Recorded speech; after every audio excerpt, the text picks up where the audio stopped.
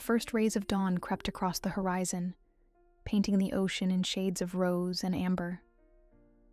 As the waves whispered ancient secrets at my feet, I traced my fingers through cool sand. For 6 months, I had walked this stretch of Maui's shore alone every morning. The Sea Turtle Conservation Center where I worked gave purpose to my days, but nights still echoed with the hollow ache of my recent divorce. Stephen's parting words haunted me. "You care more about saving animals than saving us." Perhaps he was right. I had thrown myself into this work, counting hatchlings, recording data, pretending the endless blue could fill the void inside me. This morning felt no different, until I found him. The storm had passed overnight, leaving the beach transformed. I wandered past tourist-free coves, stepping carefully over scattered driftwood, when movement caught my eye. A figure lay sprawled among the rocks where high tide reached. My heart thundered as my training took over. I sprinted across the wet sand, medical knowledge flooding back from my paramedic days. "Hey, are you okay?" I dropped beside him, pressing my fingers against his neck. His skin radiated an unexpected warmth despite the cool morning air. Beneath my fingertips, his pulse thrummed strong and steady, yet something else vibrated there. A subtle energy that made my skin tingle. When I turned him over, the breath caught in my throat. He appeared to be in his early 30s, with the deep bronze skin of native Hawaiians. What struck me wasn't the sharp angles of his face, or the dark hair matted with seaweed. It was the patterns swirling across his shoulders. They moved beneath his skin like bioluminescent creatures, pulsing with soft blue light. His eyelids fluttered. When he looked at me, I stared into eyes the color of the deepest ocean trenches, an impossible blue that seemed to contain entire worlds. Where? His voice carried the timbre of distant waves. The crossing proved more difficult than anticipated. "Are you hurt? Did you fall from a boat?" He struggled to sit, pressing a hand to his ribs. A crescent-shaped mark there glowed briefly before fading. "No vessel brought me here, not one built by human hands." "What do you mean?" I scanned the horizon frantically. "Is anyone else out there?" He fixed me with those otherworldly eyes. "I am Kaylin. I came only for you, Willamore." Ice water flooded my veins. "How do you know my name?" His lips curved into a smile that promised mysteries.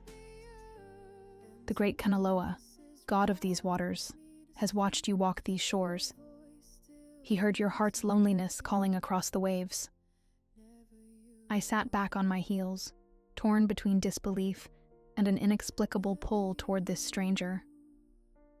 Hawaii attracted its share of mystics and healers, but something in his presence made my skepticism waver.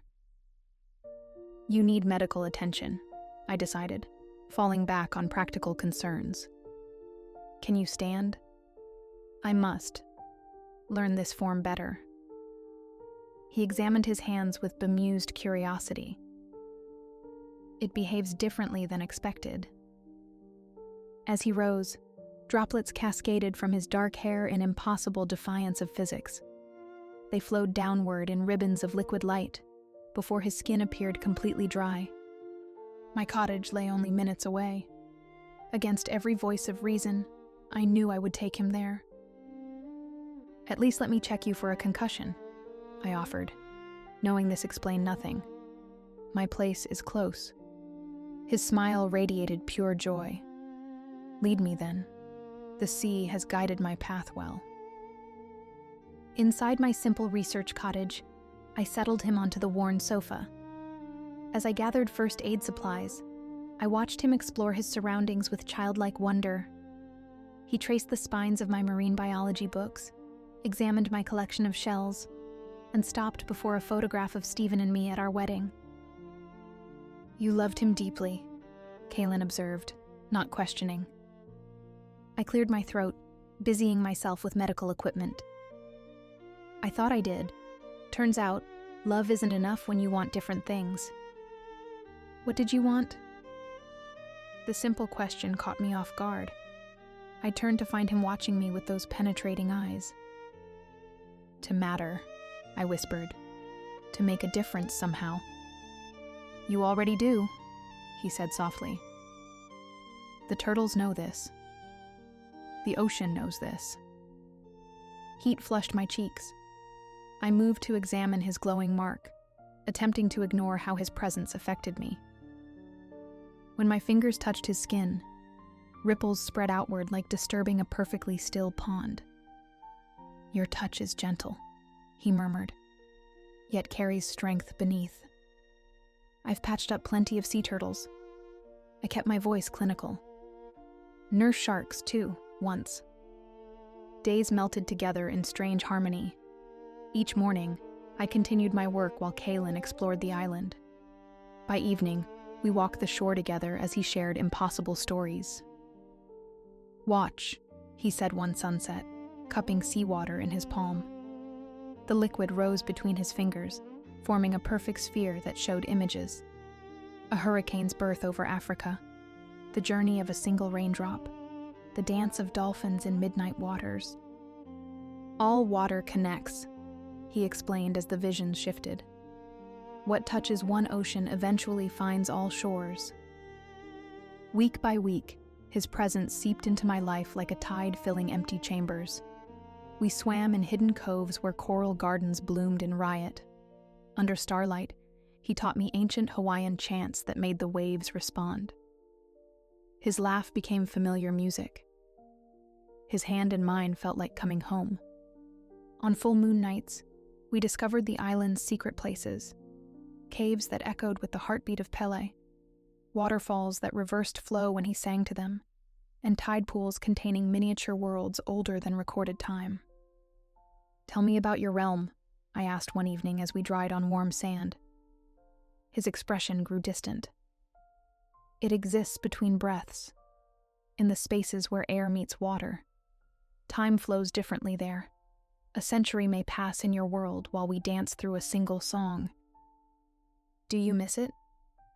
How can one miss what defined them? He traced patterns in the sand that glowed briefly. Yet, I find this world has unexpected treasures. His gaze met mine, and something kindled between us. A flame that had smoldered since our first meeting. 3 months into Kaylin's stay, I woke one night to find him gone. Following instinct, I walked to our favorite cove. Moonlight silvered the water as I approached the shore. He stood waist-deep in glowing waves, his back to me. The patterns on his skin blazed with inner light, so bright they illuminated the night. As I watched, he raised his arms, and the ocean responded with graceful columns of water dancing around him. I gasped, and he turned. Without thinking, I stepped into the warm water. I didn't mean to intrude, I began. You never intrude. He moved closer, the water swirling in patterns between us. Your presence brings harmony to my song. The distance between us closed until we stood a breath apart. His skin shimmered with droplets that seemed to defy gravity, flowing upward in delicate rivulets. Willa, he whispered, and my name had never sounded so much like a prayer. I reached up to touch his face. His skin felt like the warmest tide beneath my fingertips. When our lips met, the world transformed. The kiss deepened into something beyond the physical. Through our connection, I tasted ancient seas, felt the pull of distant tides, understood the language of whales, and the whispered secrets of coral. His essence flowed into me, not overwhelming, but completing something I hadn't known was missing. When we parted, both breathing heavily, the water around us swirled in lazy spirals, reflecting our shared light. I'm falling in love with you, I admitted, the words emerging before I could doubt them. His smile held both joy and sorrow. My time here grows short, beloved one. When summer ends and autumn's first storm arrives, I must return to Kanaloa's realm, or lose my connection entirely. Pain lanced through me. How long? 6 more weeks. The cosmic tides already call me home. Instead of pulling away, I drew him closer. Then let's make each moment count. Our love flourished like night-blooming jasmine, intense, beautiful, tinged with inevitable loss. Each day held both ecstasy and heartbreak, knowing it would end. We made love for the first time during a full moon eclipse. In our secret cove, Kaylin created a pavilion of water walls that curved around us like liquid crystal, shifting and flowing with our movements. Inside this sanctuary, reality softened.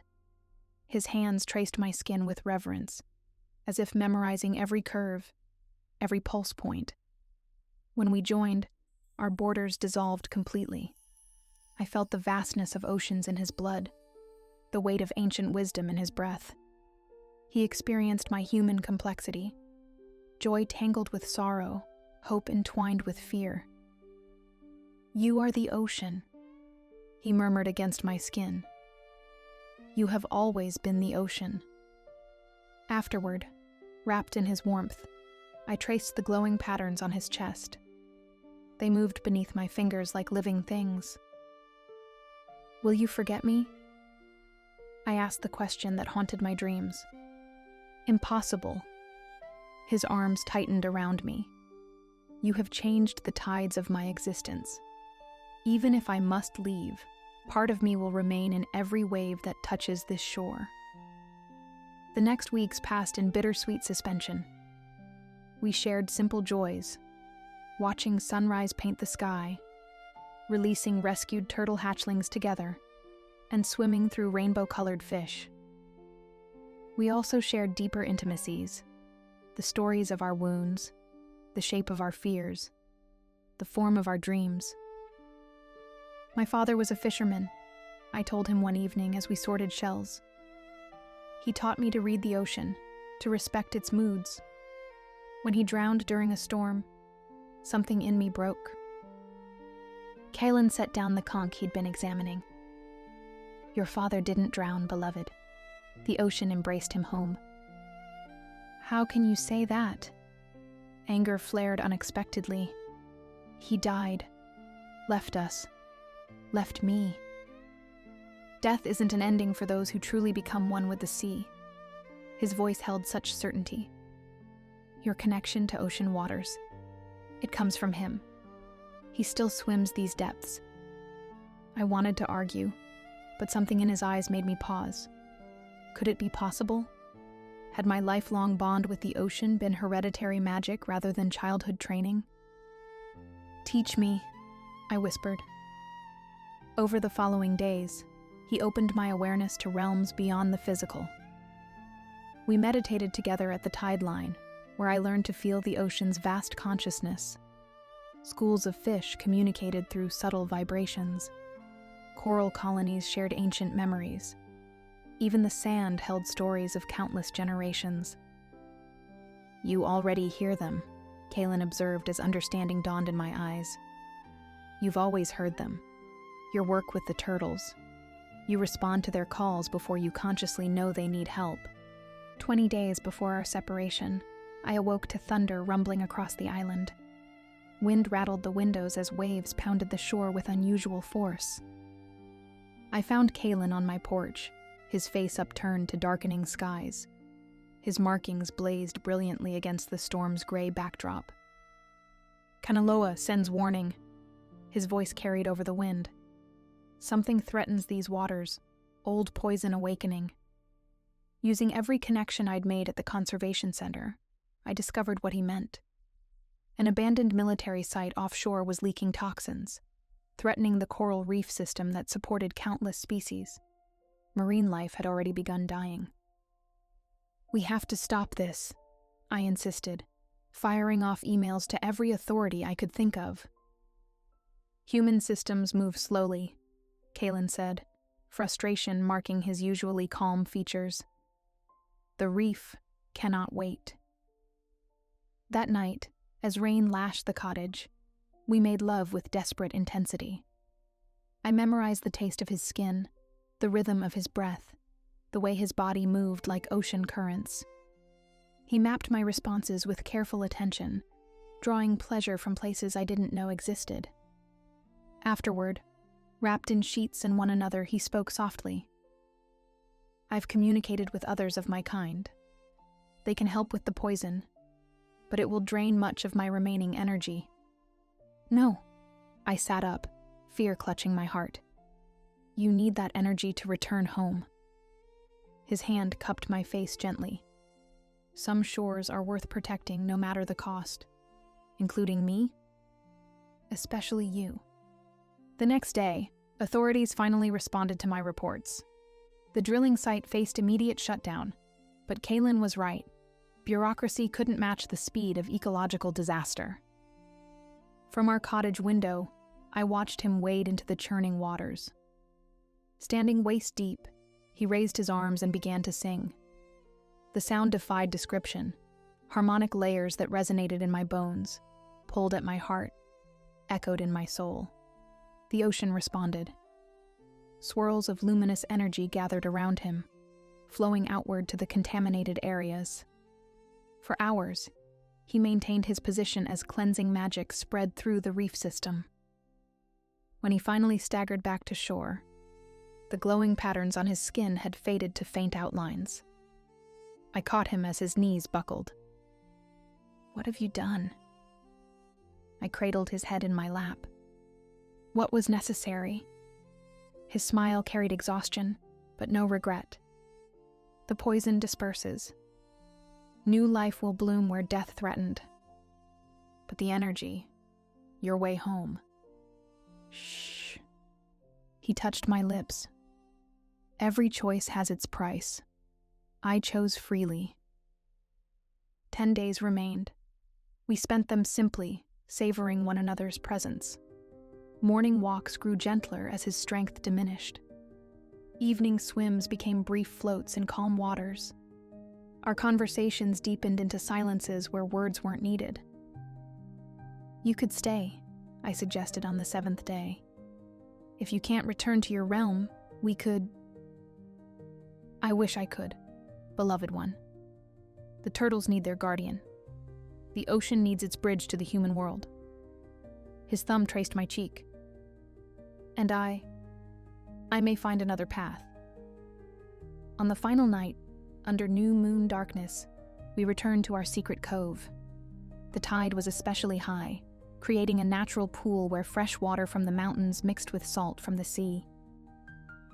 Kanaloa offers a choice, Kaylin said as we waded into this unique confluence. A life freely given ties realms together. My heart pounded. What do you mean? You could become Kaikokai, guardian of the threshold, neither fully of the deep nor fully of the land, but belonging to both realms. His hands found mine underwater. But there's no return to purely human existence. I gazed into his eyes, seeing my reflection there. Wind-tousled hair, sun-kissed skin, lips curved in wonder. When had I become this woman? When had I become brave enough to choose magic over certainty? I choose you, I said clearly. I choose the ocean. I choose this love that defies logic. The transformation began with sensation. Between our joined hands, water gathered into a sphere that pulsed with internal light. Colors swirled inside, every blue, green, and gray the ocean could imagine. Are you certain? His voice held hope and fear equally. Absolutely. We pressed the sphere between our palms. Warmth, then heat, then energy beyond temperature flooded through me. I gasped as my consciousness expanded, pushed past familiar boundaries into vast oceanic awareness. Crushing depths and airy surface, tidal rhythms and lunar pulls, kelp forest whispers and abyssal silence, sunshine sparkles and phosphorescent stars. All of it poured into me while I poured myself into the endless waters. The mark I'd seen on Kaylin's skin appeared on my own, burning itself into existence. We cried out together as ancient magic bound us, transformed us, and elevated us to something beyond our origins. When the intensity faded, the sphere vanished. In its place, matching crescents glowed on our sides, his left, my right, creating one symbol when we stood close. Testing my new awareness, I reached out with senses I didn't know I possessed. The ocean responded like an excited friend, sharing secrets I could finally understand. "How do you feel?" Kaylin's voice held wonder. I flexed my fingers that tingled with power. Like I've always been this person, just sleeping. I paused, amazed. I can hear them. The whales are singing about us. The coral is celebrating new growth. And I, he said, drawing me close, feel my connection to Kanaloa's realm restored. Differently than before, but stronger for being shared. "So you don't have to leave?" His laugh rumbled through his chest. "Leave? Beloved, this is just the beginning. We have countless tides to explore together." Time flowed differently after our transformation. Seasons blended into rhythms older than human calendars. By day, I continued my conservation work with enhanced abilities, healing injured creatures with a touch, sensing their needs before they called. By night, Kaylin and I dove to depths no human should survive, playing among bioluminescent creatures, learning ancient languages from wise old sea spirits. Our connection deepened beyond the physical into something cosmic. Making love meant merging consciousness, sharing existence across dimensions. We discovered we could communicate telepathically, sensing one another's emotions across distances, feeling what the other experienced. 5 years passed like a single breath. The island community accepted our presence, though they whispered about the strange couple who swam during storms, whose cottage glowed from within on moonless nights, who knew exactly where to find lost swimmers before rescue boats could launch. Stephen visited once, seeking closure from our abrupt divorce. He found me walking the beach at sunset, hair longer and wilder than he remembered, skin marked with faint swirling patterns. "You look different," he observed cautiously. "I am different." No anger remained between us, only the tender sadness of paths diverged. "We both are." "I heard you're doing important work here. The research center says marine recovery rates in this area have tripled since you arrived." I smiled at his attempt to understand. The ocean has its ways of healing when properly respected. As he turned to leave, he paused. "Are you happy, Willa?" "I found where I belong," I answered honestly. "That's more than happiness. It's wholeness." That evening, I shared the encounter with Kaylin as we prepared dinner. He nodded thoughtfully while crafting intricate patterns in boiling water with casual magical gestures. "Every love transforms us," he mused. "His love taught you what you needed to learn. That compromise isn't the same as sacrifice. Our love showed you what was possible when you didn't settle for less than wonder." "And what has my love taught you?" I asked, wrapping my arms around him from behind. He turned in my embrace, those oceanic eyes holding infinite tenderness. "That home isn't a place or realm, but the heart you swim toward through any current." Tonight, as I write this by lamplight with waves whispering against our cottage foundation, I can hardly believe 6 years have passed since that storm-swept morning. My research papers now include references to unusual local phenomena that my scientific colleagues can't quite explain, but can entirely dismiss. The sea turtle population has rebounded beyond all projections. Coral reefs flourish where experts predicted collapse. Fish return to waters once dead from pollution. Students visit from marine biology programs worldwide, hoping to understand our success. "You're preparing someone," Kaylin said last week as I mentored my third graduate researcher. "Building bridges so others can protect these waters." He's right. Our guardianship won't last forever in these bodies. Already, I sense the ocean preparing for transitions beyond my understanding. But for now, in this moment, we have each other and the endless blue. Sometimes during that magical hour before dawn, we dance in phosphorescent waves, our laughter mixing with dolphin songs. The crescent marks on our sides pulse in harmony, reminding us daily that magic exists for those brave enough to choose it. I've learned that true love isn't just finding someone who completes you. It's discovering someone who helps you become the person you were always meant to be. And sometimes, that person arrives on storm winds from impossible realms, bringing gifts you never knew to ask for. The ocean's gift wasn't just Kalen, though he is my heart's deepest current. The gift was transformation. From a woman running from heartbreak to a guardian who swims through wonder, from isolation to connection, from the limited to the infinite. Every morning, I still count turtle hatchlings. But now, when those tiny creatures scramble toward the waves, I understand their certainty perfectly. They follow ancient magnetism just as I did, swimming toward destiny disguised as choice, finding home in the very element that terrified us. Love, like the ocean, has endless depths to explore.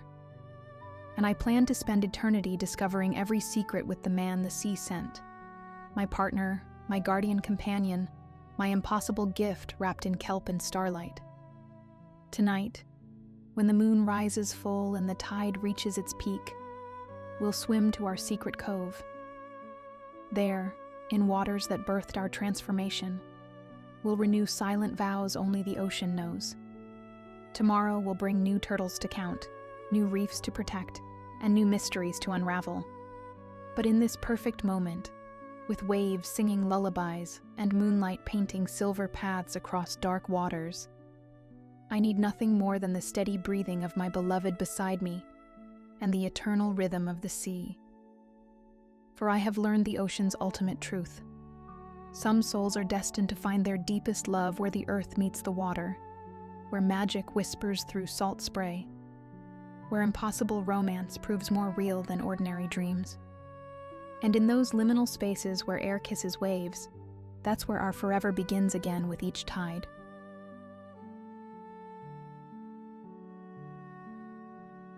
The first time I saw Grayson Bellamy's shop, I nearly walked past it.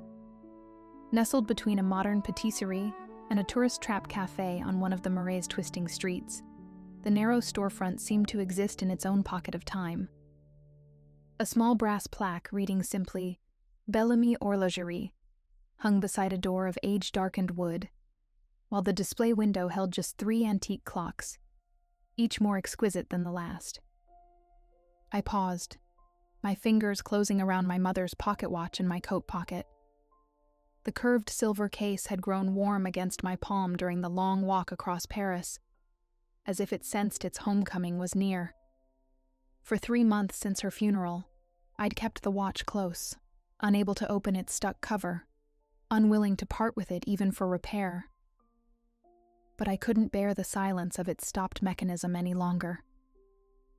The bell above the door chimed softly when I entered, a gentle counterpoint to the symphony of ticking that filled the shop.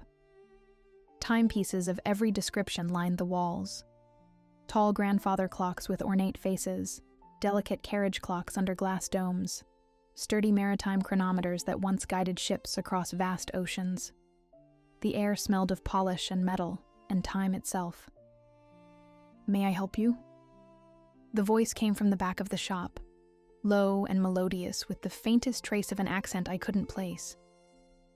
A man stepped into view, and I felt a strange flutter in my chest. Grayson Bellamy was not what I'd expected. I'd imagined someone ancient, hunched over watchmaker's tools with a magnifying loupe permanently affixed to one eye. Instead, he stood tall and straight, perhaps in his early 50s, with thick hair the color of burnished silver, swept back from a face that seemed carved by an artist's hand. His eyes were the deep blue of twilight, surrounded by fine lines that suggested frequent laughter rather than age. He wore a tailored waistcoat over a crisp white shirt, with the sleeves rolled up to reveal forearms marked by the light scars of his craft. "I have a watch that needs repair," I said, then cleared my throat when my voice came out softer than intended. "It was my mother's." His expression softened. "May I see it?" Our fingers brushed as I placed the pocket watch in his outstretched palm. He handled it with reverent care, turning it over to examine the engraving on the back, a pattern of ivy leaves surrounding my mother's initials. "Beautiful craftsmanship," he murmured. "19th century, Swiss-made." His fingers found the catch that had resisted my attempts, and the cover sprang open. "Ah, I see the problem. The balance wheel is damaged. Fixable, certainly, but it will take time." "How long?" I asked. His twilight eyes met mine. "A week, perhaps 2. These things cannot be rushed, mademoiselle." "Ava Martin," I supplied. "I restore stained glass windows. I understand about taking time with delicate things." Something flickered across his face. Interest, perhaps, or recognition of a kindred spirit. "In that case, Mademoiselle Martin, I think you might appreciate seeing something few others do." He gestured for me to follow him toward the rear of the shop, past a heavy velvet curtain that separated the public space from his workshop. A long bench stretched along one wall, covered with the specialized tools of horology, tweezers, files, tiny screwdrivers, and magnifiers. Half-assembled movements lay in labeled trays, waiting for his attention. But Grayson didn't stop there. Instead, he moved to a seemingly solid panel of dark wood at the back wall and pressed against it in a specific sequence. With a soft click, the panel swung inward, revealing a hidden door. "What I'm about to show you requires, shall we say, a certain perspective," he said, holding the door for me. "Most people see only broken things where I see possibility." Curiosity propelled me forward into a room that shouldn't have existed within the confines of the small shop. Larger than the front room, it held dozens of clocks arranged on shelves and tables. Unlike those in the main shop, many of these timepieces appeared broken or unfinished. Some had exposed mechanisms. Others lacked hands or numbers. "Your restoration workshop?" I guessed. Grayson smiled, the expression transforming his serious face. "In a manner of speaking." He crossed to the nearest table and lifted a small desk clock with an ornate silver face. When he wound it and set it down, I noticed something odd. "The second hand," I said.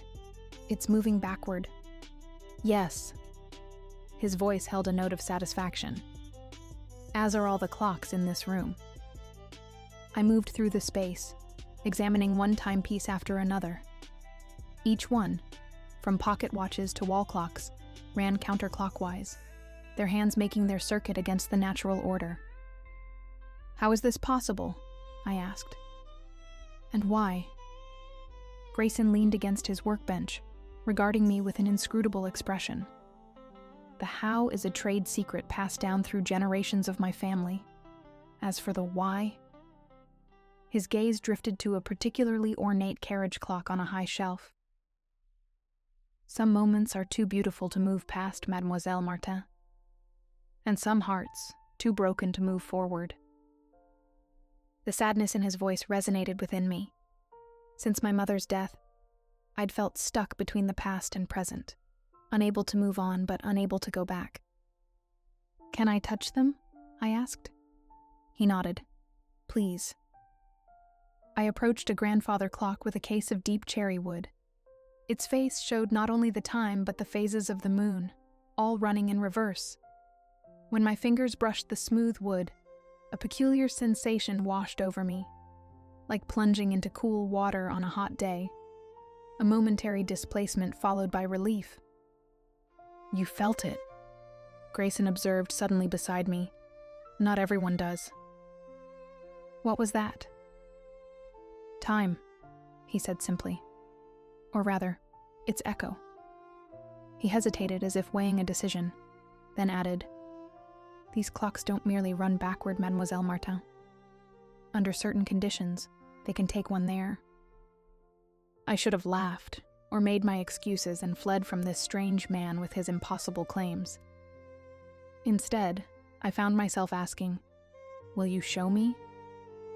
Something sparked in his eyes. Hope, perhaps.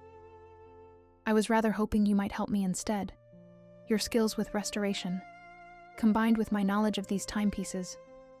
He gestured around the room. "Many of these are incomplete or damaged. I haven't been able to finish them alone." "Why me?"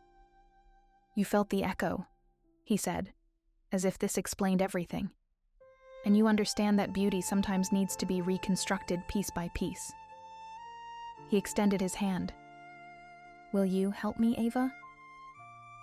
I hesitated for a moment before clasping his hand. His palm was warm, marked with calluses from years of delicate work. "Yes," I said, "I will." And so began my apprenticeship with Grayson Bellamy, master of time's mysteries. Days stretched into weeks as I split my time between my stained glass workshop and Grayson's hidden room. My fingers, already deft from years of cutting and soldering glass, adapted quickly to the intricate work of clock repair. "Gentle pressure," he murmured, his breath warm against my ear as we bent over a particularly stubborn mechanism. "Feel the resistance, then yield to it."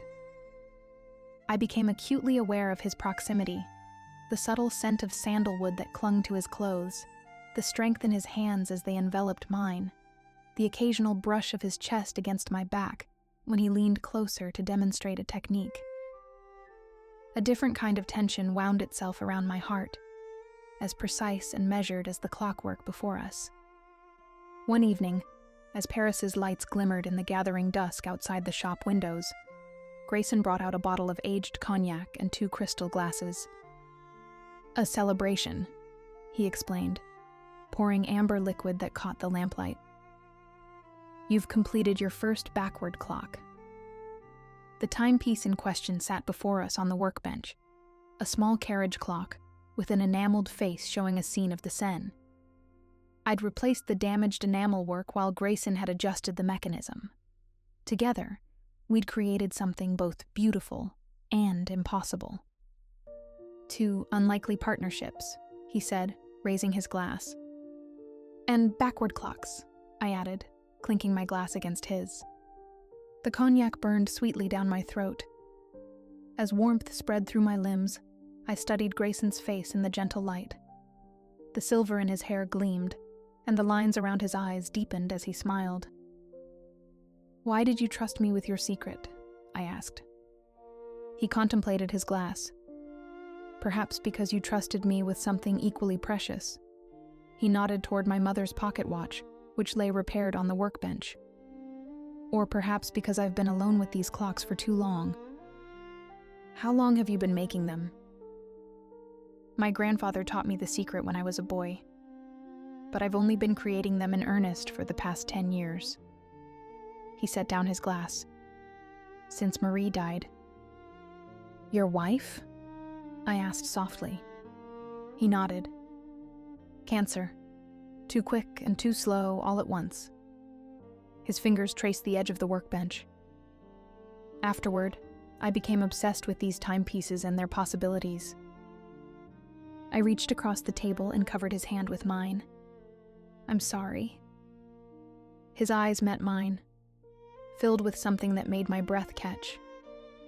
"I've never shown anyone else the backward room. Not even Marie knew about it." The weight of this confession hung between us. Impulsively, I asked, "Will you show me what they do?" "You said they don't just run backward." Grayson's expression turned cautious. "It's not without risk." "What kind of risk?" "The clocks create pockets of reverse time," he explained, "brief periods where one can experience the past directly. But the danger lies in wanting to stay there." "Have you?" I asked.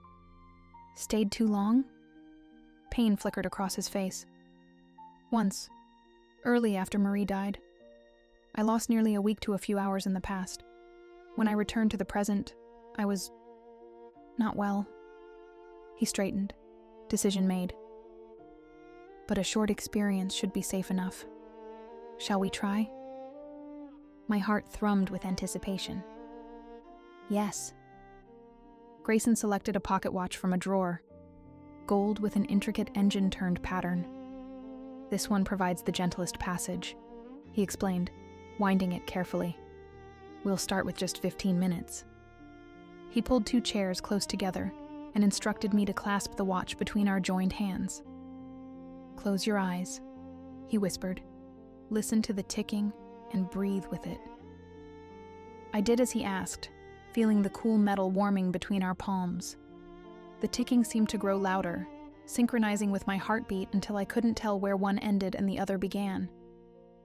A sensation like falling overcame me, and I gripped Grayson's hands tighter. Open your eyes, Ava, Grayson's voice, somehow younger, said. I did, and gasped. We sat in the same positions, but the shop around us had transformed. Sunlight streamed through windows that seemed cleaner, brighter. The tools on the workbench gleamed newer, and the scent in the air was fresher, with notes of coffee and something baking nearby. But the most startling change was in Grayson himself. The silver had vanished from his hair, leaving it richly brown.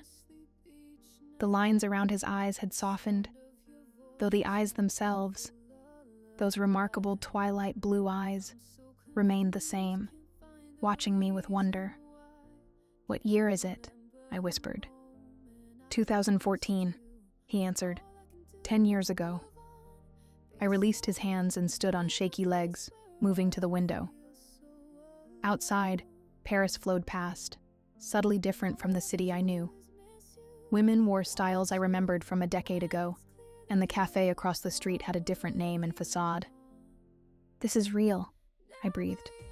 We're really here. For a little while, Grayson said, coming to stand beside me. He looked perhaps 40 in this time, handsome in a way that made my pulse quicken. We have about 15 minutes before the watch brings us back. Can we go outside? I asked. He hesitated, then nodded. Stay close to me. The watch's influence extends only so far. We stepped out into a Paris bathed in golden late afternoon light. The air felt different against my skin, fresher, filled with electricity. Music drifted from somewhere nearby, an accordion playing a wistful melody. Grayson offered his arm, and I took it, hyper-aware of the solid warmth of him beside me. We strolled along the narrow street as if we were any other couple enjoying the day. Is this how you remember it? I asked. Better, he replied, his eyes never leaving my face. You're here. The simple statement sent heat rushing to my cheeks. This younger Grayson moved with a confident ease, unburdened by the grief that haunted his older self. Yet I could see echoes of the man I knew in his expressions, his gestures, the careful way he guided me through the crowded sidewalk. We reached a small square where the accordion player sat by a fountain. Coins glinted in his open case as he played La Vie en Rose. Grayson stopped, turning to face me. May I have this dance, Mademoiselle Martin? Without waiting for my answer, he swept me into a gentle waltz beside the fountain. I followed his lead, surprised by how naturally our bodies moved together. His hand at the small of my back guided me with perfect pressure, and his eyes held mine with an intensity that made the world around us fade. I've wanted to do this since you first walked into my shop, he confessed. You didn't even know me 3 weeks ago, I reminded him, breathless from more than just the dancing. His smile held secrets. In my time, I've known you longer. Before I could ask what he meant, a tremor passed through the air around us. The music wavered, sounding suddenly distant. The watch, Grayson said, his expression turning serious. Our time is ending. He led me quickly back toward the shop, his hand firm around mine. As we reached the door, the trembling intensified. The street seemed to ripple like heat waves on summer pavement. Inside the shop, Grayson pulled me close, one arm around my waist. while his other hand retrieved the pocket watch from his vest. "Hold on to me," he instructed. I wrapped my arms around him, pressing my face against his chest. His heartbeat thundered under my ear, quick but steady. The world tilted and swirled around us, colors bleeding into one another until everything went momentarily dark. Then, with a sensation like surfacing from deep water, we were back in the present. The younger Grayson was gone, replaced by the silver-haired man I'd come to know. But my arms remained around him, and his around me. For a moment, neither of us moved. I became aware of every point of contact between us. His hand splayed against my back, my palms pressed to his shoulders, our bodies aligned from chest to knee. His eyes, unchanged across the years, searched mine. Slowly, reluctantly, he released me and stepped back. "Are you all right?" he asked, his voice rough. I nodded, unable to find words for the emotions swirling through me. I'd just danced with a younger version of this man in Paris 10 years ago. More unsettling was the realization that I'd felt drawn to both versions of him, the youthful clockmaker with laughing eyes and the silver-haired craftsman with sorrow etched into his features. "That was," I began. "Dangerous," he finished. "I shouldn't have taken you outside the shop. The watch's field is strongest here where it was made." "I'm fine," I assured him.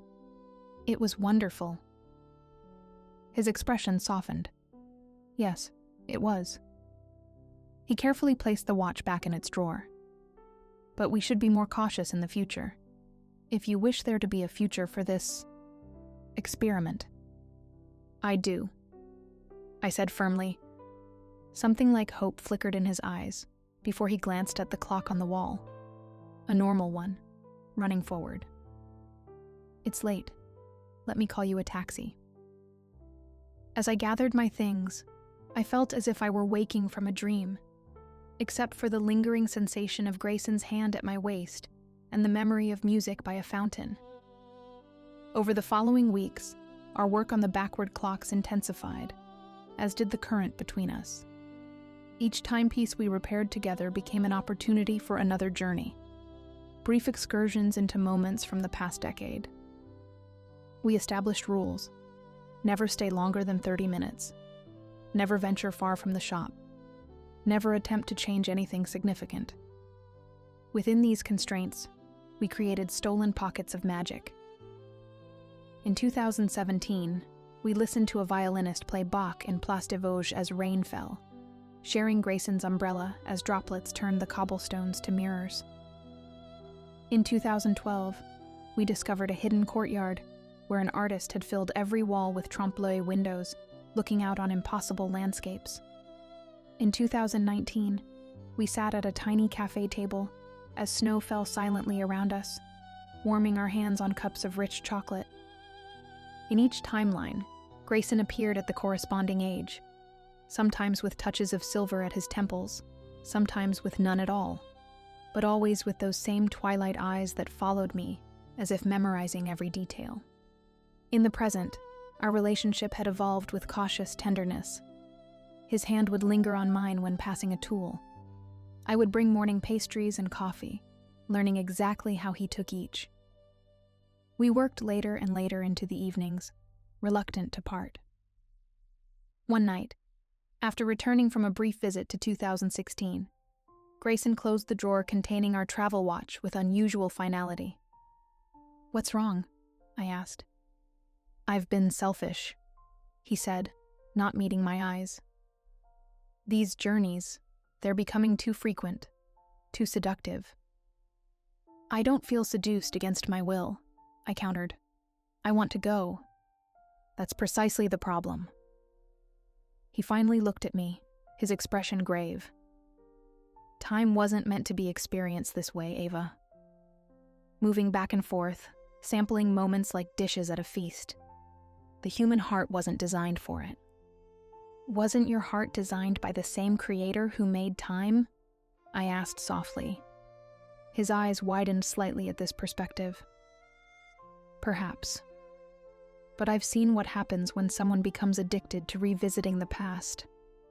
My grandfather spent his final years lost in his own memories, unable to distinguish between what had been and what was. I moved closer, until just inches separated us. Is that what you fear will happen to me? Or to yourself? Both, he admitted. I watch how your face lights up each time we prepare for a journey, and I recognize the same hunger that once consumed me after Marie died. The desire to escape the present. That's not why I go, I said.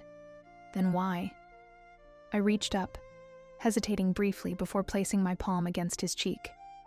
His skin was warm, the slight roughness of evening stubble beneath my fingers. I go to see all versions of you, I confessed, to understand the man you were and the man you've become.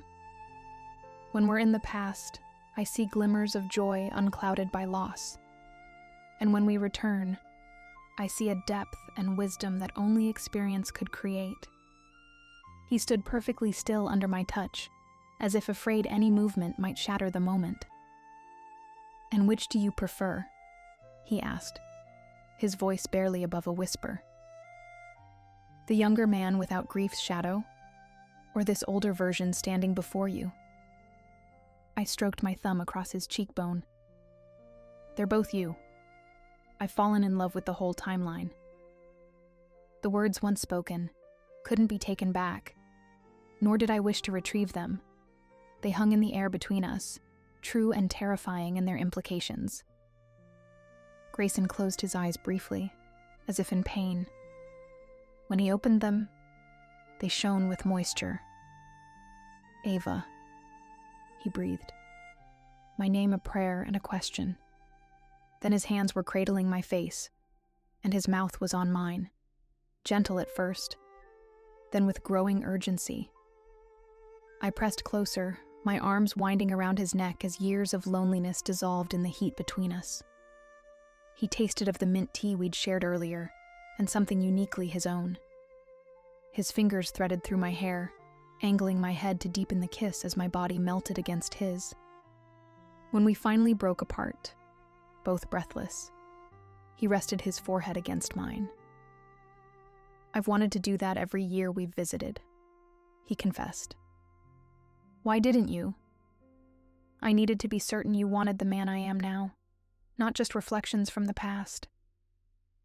His hands moved to my waist, holding me as if I might disappear. I'm 53 years old, Ava. You're barely 30. I've loved and lost a wife. My future has fewer years than my past. Time is your specialty, I reminded him. Shouldn't you know better than anyone that it's quality that matters, not quantity? A smile tugged at his lips. Spoken like a true artist. His expression sobered. But there's something else you should know before this goes further. He led me to a small desk in the corner of the backward room and unlocked its drawer. From inside, he withdrew a leather-bound journal and opened it to a marked page. A photograph was paperclipped to the corner, faded with age, showing a young woman with dark hair bent over what looked like a stained glass panel. My grandmother, Grayson said quietly. Elise Bellamy, born Elise Martin. I stared at the photograph, then at Grayson. Martin is a common name, I said, but uncertainty crept into my voice. True. But how common is this? He gently turned my mother's pocket watch over to reveal the ivy patterns surrounding her initials. Then he showed me a sketch in the journal, the exact same pattern, labeled Elise's design. This watch originally belonged to my grandmother, Grayson explained. She gave it to her daughter, who must have given it to your mother. My mind raced through the implications. Are we related? No, he assured me quickly. Elise was my grandfather's second wife. There's no blood connection, but there is a connection through time. One I didn't understand until you walked into my shop with this watch. You knew from the beginning, I realized. You recognized the watch. He nodded, I suspected, but I wasn't certain until you responded to the backward clocks. The ability to sense time's echo runs in families that have worked with these timepieces. My grandfather believed some people are naturally attuned to time's mysteries. Your reaction confirmed what I'd hoped, that you're connected to this legacy through Elise. Did you approach me because of the watch? I asked, suddenly unsure of everything that had developed between us. Grayson took my hands. I showed you the backward room because of the watch, he corrected. Everything else, our work together, our journeys, this. He raised our joined hands to his lips, kissing my fingers. Happened because of who you are, who we are together. I studied his face, finding only sincerity in his eyes. So what does this mean for us?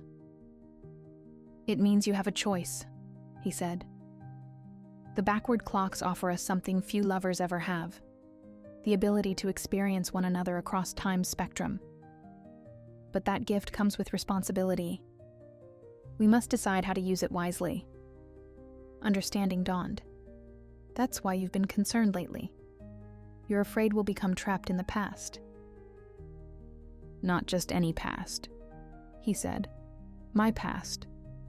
The years before grief changed me. The implication stung. Do you think I prefer your younger self? Don't you? He's more your equal in years, less marked by loss. I pulled my hands free from his and paced across the room. You don't understand at all, I said, frustration building. When we visit the past, I see fragments of the man standing before me now. And when we return, I see the sum of all you've been and all you've endured. I turned to face him. I love dancing with your younger self, yes. But I come back to the present because this is where you are most completely yourself. Grayson crossed to me slowly, as if approaching a wild creature that might bolt. And what of your future? Children? A husband who won't leave you a widow while you're still young? Don't make my choices for me, I said fiercely. I've seen what time can do, stealing my mother when she should have had decades more. Tomorrow isn't promised to anyone, regardless of age. He stopped before me, close enough that I could see the varied blues in his irises. What do you want, Ava? From time, from life, from me? The question deserved a considered answer. I thought about the backward clocks surrounding us, each one a symbol of humanity's complicated relationship with time. We strive to measure it, control it, reverse it, anything but simply live within it. I want to restore what's broken without erasing its history, I finally said. In my work with stained glass, I preserve the cracks and seams that tell a window's story, even as I make it whole again.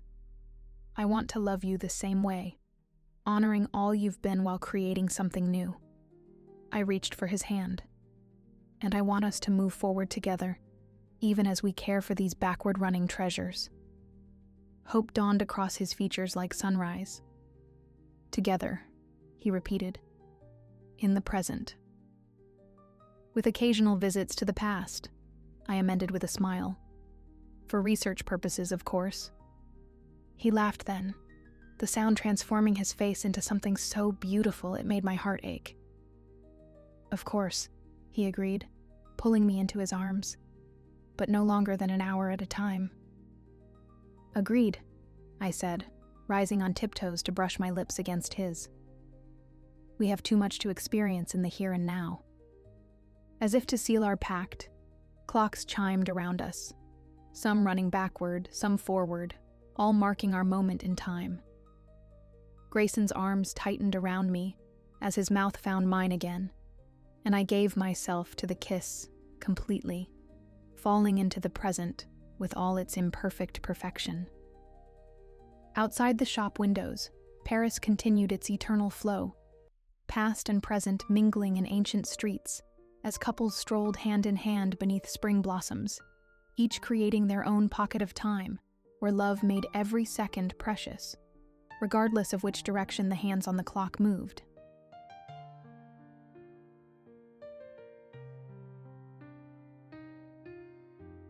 The villagers called them the Eternal Mountains, the towering peaks that pierced the clouds like ancient spears of ice.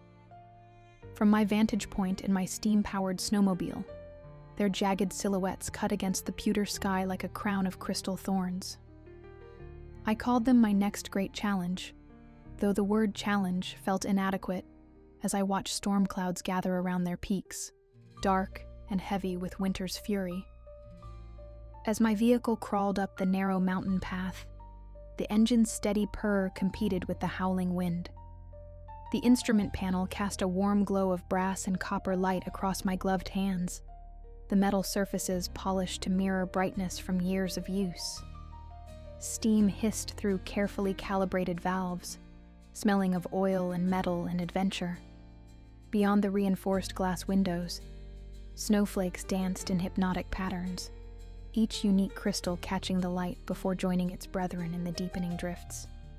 I hadn't come to these remote heights for the legends, though the innkeeper in the last town had filled my ears with tales of the mysterious snow maiden who protected these peaks. I still remembered how her eyes had widened when I mentioned my destination, how her weathered hands had clutched at her shawl as she spoke of a being who walked through blizzards as easily as summer breezes, her presence turning even the deadliest storms into gentle snowfall. "She's saved us all, one way or another," the innkeeper had said, her voice dropping to a whisper heavy with reverence. "But never look directly at her, my boy. Her beauty freezes the heart as surely as the deepest winter." I had smiled politely, more focused on checking my equipment than heeding supernatural warnings. I sought inspiration from my next invention. Perhaps something to help humanity survive in these harsh climates. My workshop back in the city was filled with half-finished projects, each one reaching toward the same goal, bridging the gap between human fragility and nature's raw power. Yet, as the storm intensified and my visibility dropped to mere feet, those dismissed warnings began to echo in my mind.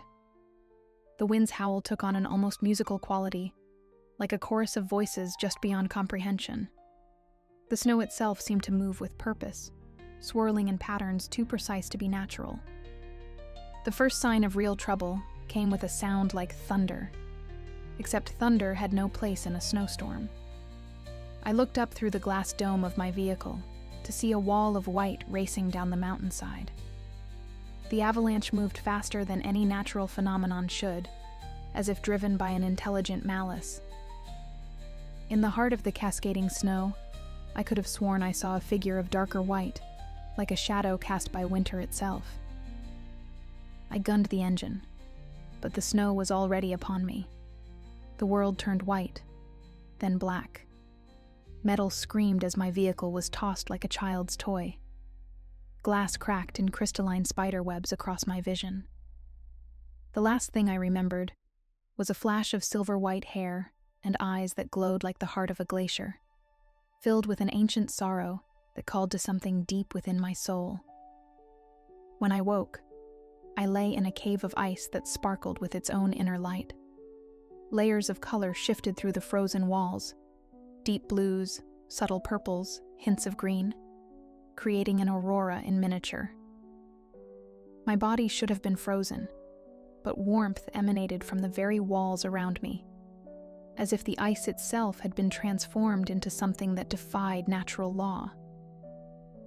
And there she stood, the figure from my fading memories, real as the cold air in my lungs, real and more breathtaking than any legend could have prepared me for. Her dress seemed woven from snowflakes, each movement creating cascades of crystalline light that played across the cave walls. Her skin held the pale luminescence of moonlight on fresh snow, translucent enough that I could almost see the gentle pulse of power beneath. Her hair floated around her face as if suspended in water, each strand catching and refracting light like strands of living crystal. But it was her eyes that captured me, blue as the deepest ice, ancient and lonely as winter itself. Within their depths, I saw centuries of solitude, of watching mortal lives flash by like summer flowers, while she remained unchanging as the eternal snows. In that moment, all my scientific certainties crumbled like frost beneath the sun. "You shouldn't have come here, Ren Nakamura," she said, her voice like wind through icicles, musical and sharp and haunting. "These mountains are not safe for dreamers."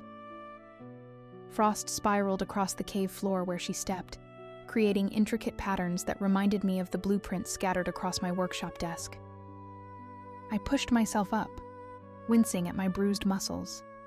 The air around me sparkled with tiny ice crystals that caught the ethereal light, creating halos of rainbow color. "You know my name? I know all who enter my domain." She moved closer, and the air around her shimmered with frost that smelled of winter roses and pine needles.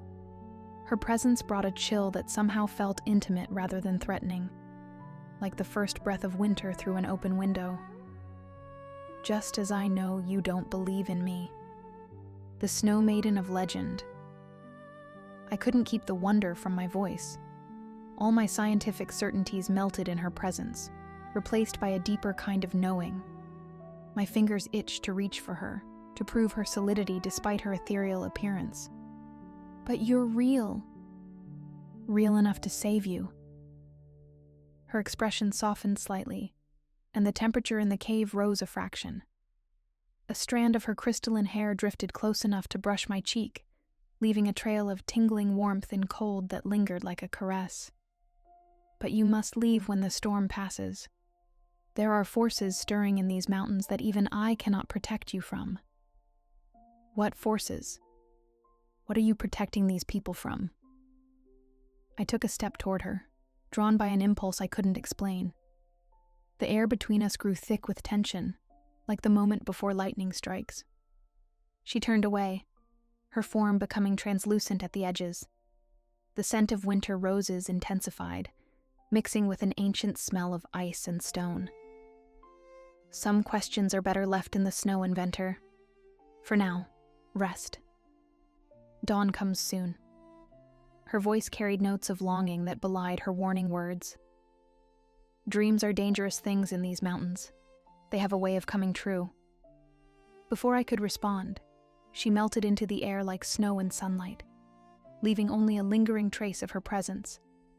A slight warmth in the usually bitter cold, a faint shimmer in the air, and the haunting sense of something vital left unfinished. When I woke again, I lay in a normal cave, my vehicle somehow intact beside me. Sunlight filtered through a thin sheet of ice across the entrance, creating rainbow patterns that danced across the stone walls. Only a lingering scent of winter roses suggested I hadn't dreamed the whole encounter. I should have listened. Should have descended the mountain and returned to my comfortable workshop in the city, where science made sense and magic was safely confined to children's stories. But her eyes haunted me, not their supernatural glow, but the profound solitude I'd glimpsed within them. No one should carry such loneliness, not even a spirit of winter. The village of Blythewood welcomed me with surprised warmth that contrasted sharply with the biting mountain air. Smoke rose from stone chimneys in lazy spirals, carrying the scent of pine wood and cooking spices. Children played in the snow-covered streets, their laughter bright as silver bells, while adults went about their work with the unhurried confidence of those long adapted to winter's ways. Few outsiders brave the high passes, the village elder told me over steaming cups of pine needle tea. The liquid glowed amber in carved crystal cups that caught and reflected the firelight. Her wrinkled hands cupped her drink as she studied me with eyes wise as the mountains themselves. "The Snow Maiden guides worthy travelers to us," they say. "Perhaps she sees something in you." I didn't tell her about my encounter in the cave, but my silence seemed answer enough. She nodded as if confirming something to herself and pressed a small crystal into my palm. It felt warm despite its icy appearance, pulsing gently like a tiny heartbeat. "For protection," she said simply, "and perhaps for connection." I set up my workshop in an abandoned barn at the village edge, close to the wild boundaries of the forest where civilization melted into winter's domain. The building's weathered wooden walls held the patina of ages, smooth and silver as frost. I spent the first days reinforcing the structure, adding my own inventions: copper pipes that carried steam heat, brass valves that regulated temperature, delicate instruments that measured the mountain's moods. The villagers watched my work with curious respect, bringing gifts of thick blankets woven with patterns of snowflakes and stars, jars of preserved mountain berries that burst with summer's sweetness, and stories. Always stories, each one adding another layer to my understanding of their mysterious protector. By day, I worked on my inventions, new heating systems that didn't fight against the cold but worked in harmony with it, more efficient snow-clearing devices that moved with winter's natural rhythms. The crystal the elder had given me sat on my workbench, its warm pulse synchronizing with my heartbeat as I worked. By night, I listened to the villagers' tales of their mysterious protector. They spoke of blizzards calmed by her presence, of dying crops saved by her blessed frost, of children rescued from winter's grasp.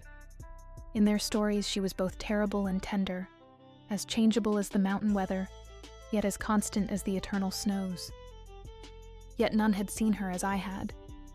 None knew she could speak, or that she bore such weight in her immortal heart. None mentioned the profound loneliness I'd glimpsed in her glacier blue eyes. The second time I saw her, I was tracking an unusual energy reading deep in the forest.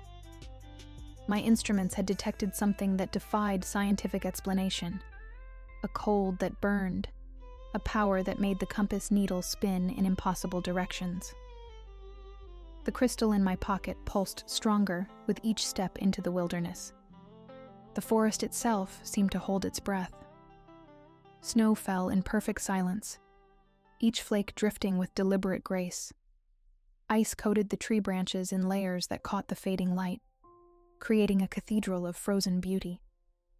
My breath fogged in the air, carrying the scent of pine and something sweeter, winter roses. She emerged from a curtain of falling snow, more substantial than before. Her presence brought that familiar mix of warmth and cold that I'd started to crave like a fever. Frost patterns spiraled out from her feet, creating trails of ice that matched the racing of my heart. "I warned you to leave." Her voice carried notes of concern that belied her stern words. A snowflake landed on her cheek and didn't melt, adding to her crystalline beauty. I couldn't. The truth fell from my lips like fresh snow, pure and unstoppable. My fingers tightened around the crystal in my pocket, feeling its pulse quicken to match my own. Not without understanding. Understanding brings only pain, Ren. She spoke my name like a half-forgotten lullaby, each syllable carrying centuries of longing. The air between us grew thick with unspoken possibilities. Knowledge is not always a gift. Then let me share the burden of it. I stepped closer, watching the frost patterns shift and swirl around her feet in response to her emotions. You don't have to carry it alone. She studied me for a long moment, her eternal winter meeting my mortal warmth. The snow between us fell slower. Finally, she held out her hand. Frost immediately coated my glove where she touched it, but underneath, I felt a warmth that defied explanation. "Come," she whispered, her voice carrying both invitation and warning. "There is something you should see." She led me deeper into the forest, where the trees grew close and dark. Our footsteps left matching prints in the fresh snow, hers perfect crystals that sparkled with inner light, mine merely mortal impressions beside them. The crystal in my pocket grew warmer with each step, its pulse matching the rhythm of our movement. In a clearing stood an ancient shrine, its stone surfaces carved with scenes that caught and held the eye. Warriors battling a force of pure winter. A maiden stepping between humanity and protection. A sacrifice that echoed through centuries. At its center, a crystal much like mine pulsed with a cold blue light that seemed to reach for the snow maiden like a lover's touch. "Long ago," she said, her voice taking on the cadence of ancient memory. These mountains faced a force that sought to plunge the world into endless winter. The people here had learned to live in harmony with the cold, but this entity, the Frost King, wanted only destruction. His power turned snow to steel, ice to obsidian, winter itself into a weapon. She touched the shrine's surface, and frost spread from her fingers, highlighting the carvings until they seemed to move. A young priestess discovered that the Frost King's power could be bound by an equal and opposite force, the warmth of human love and sacrifice. She offered herself, using her warmth and humanity as the price for his imprisonment. She became the first snow maiden, forever walking the boundary between human and spirit. "You're her descendant?" I asked, though in my heart I already knew the answer. "I am her."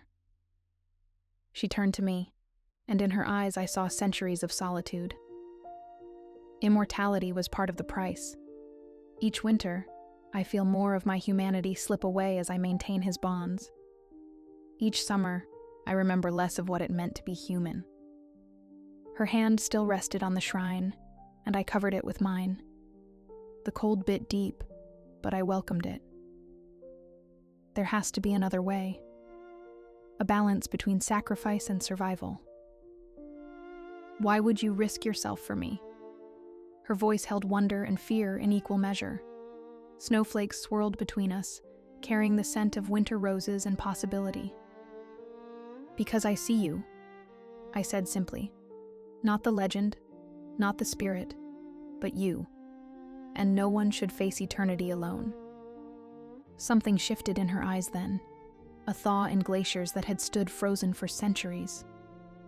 The crystal's pulse quickened, matching the rhythm of our shared breath. "Your warmth calls to me, Wren. Like spring calls to winter, like dawn calls to dusk. But it also endangers you." Her free hand rose to cup my cheek, and frost bloomed across my skin like a caress. The colder I become, the more I hunger for mortal heat. "Then take it." I turned my face into her touch, though every instinct warned against it. The cold burned, but beneath it lay a warmth I'd never known. "Take what you need." "It would destroy you." Fear crept into her voice. Not of me, but for me. "I don't believe that." Another step closer. Frost crawled up my sleeves, but I didn't retreat. The crystal in my pocket blazed with warmth, counterpoint to her winter chill. "You've spent centuries protecting others. Let someone protect you for once." The kiss, when it came, burned with cold fire. Frost spread across my skin, but beneath it, I felt her trembling with long-denied warmth. Her lips were soft as new snow, sweet as ice wine. For a moment, we stood suspended between mortal and immortal, winter and spring, duty and desire. The crystals, both hers and mine, pulsed in harmony, creating a symphony of light and power. Then the shrine's crystal flared with violent light, and she pushed me away. "He feels it," she gasped. "My weakness, my want." Ice spread from her feet, crackling across the clearing with predatory intent. "Run." But I couldn't leave her. Not now. Not ever.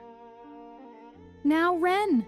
she shouted, as a force stronger than life and deadlier than death engulfed her in its frosty fury. Frightened and freezing, I obeyed her command. I ran, far and fast, questioning my decision to leave her, ashamed that I wasn't brave enough to stay. Weeks passed in a chilling blur, a dance of advance and retreat. By day, I worked frantically in my workshop, studying the old stories, combining ancient wisdom with modern science. Steam and ice, copper and crystal, human ingenuity and eternal magic. Surely there was a way to bridge these worlds. By night, she came to me, drawn by my warmth, even as she feared it would destroy us both. We shared moments stolen from winter itself, her cool fingers tracing my inventions with curiosity, my hands teaching her to feel again through layers of protective cloth. Each touch burned with cold, but each burn struck deeper into her frozen heart, awakening feelings she'd thought lost to centuries of ice. "Tell me about the world beyond the mountains," she would ask, as we sat in my workshop, surrounded by the gentle hiss of steam and the ticking of delicate instruments. I described the wonders I'd seen, the machines I'd built, the dreams I still chased. In return, she shared fragments of her human life, memories preserved like flowers in ice, a mother's smile, a sister's laugh, the taste of fresh bread on winter mornings. But as our connection grew stronger, so did the Frost King's attacks. Storms raged with unnatural fury. Avalanches struck without warning.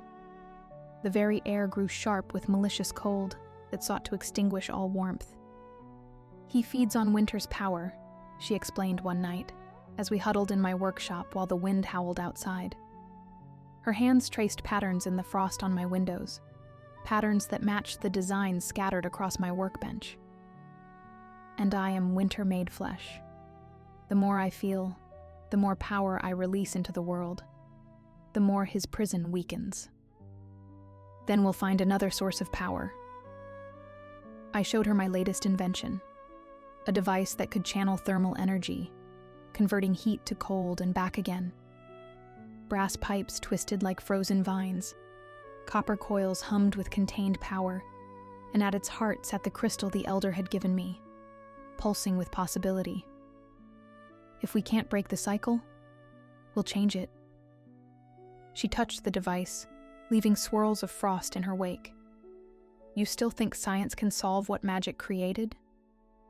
I think love can solve what loneliness created." I caught her hand, ignoring the cold that instantly numbed my fingers. The crystal flared brighter at our touch. "Your predecessor used sacrifice to bind him. But what if the answer isn't in losing humanity but in sharing it?" Understanding dawned in her winter-bright eyes. A balance. Yes. Not warm defeating cold, or cold consuming warm, but both existing together, strengthening one another. The storm outside intensified, as if the Frost King himself raged against our discovery. The windows rattled, ice crept across the walls. But in that moment, holding her gradually warming hand, I felt nothing but hope. It took us 3 more days to perfect the device. 3 days of endless storms. 3 days of the village huddling in fear while their protector and a foreign inventor gambled with forces beyond mortal understanding. The villagers brought us supplies without question, their trust in her extending to include me, the outsider who dared to love winter itself. When the final night came, we stood before the ancient shrine as the worst blizzard in living memory raged around us. The crystal prison pulsed with blinding light, ice spreading from its base like reaching fingers.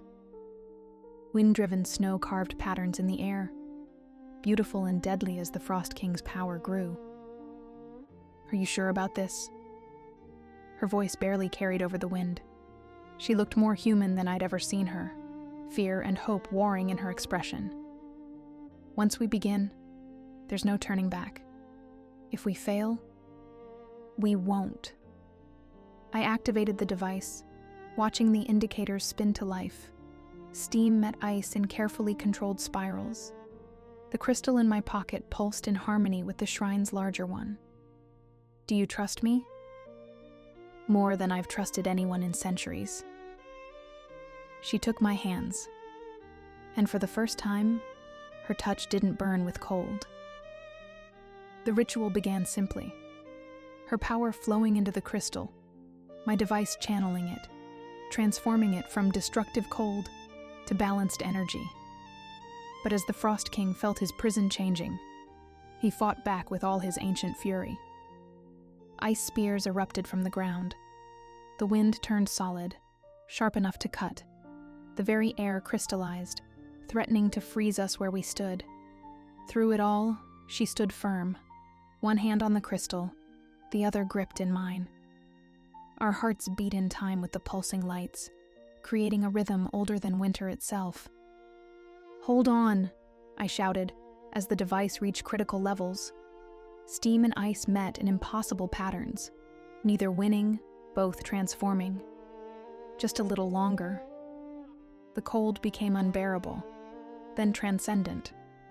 I felt her power course through me, no longer burning but singing in my blood.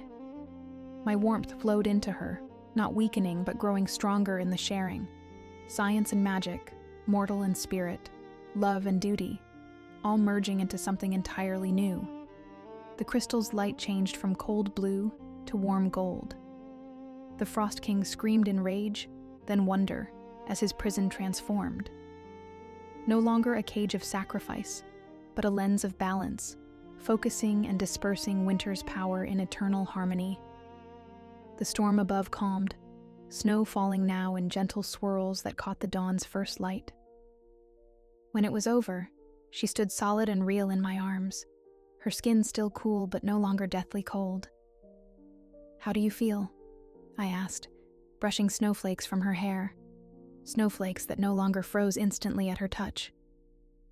"Human," she whispered, "but also more, both mortal and spirit, winter and spring."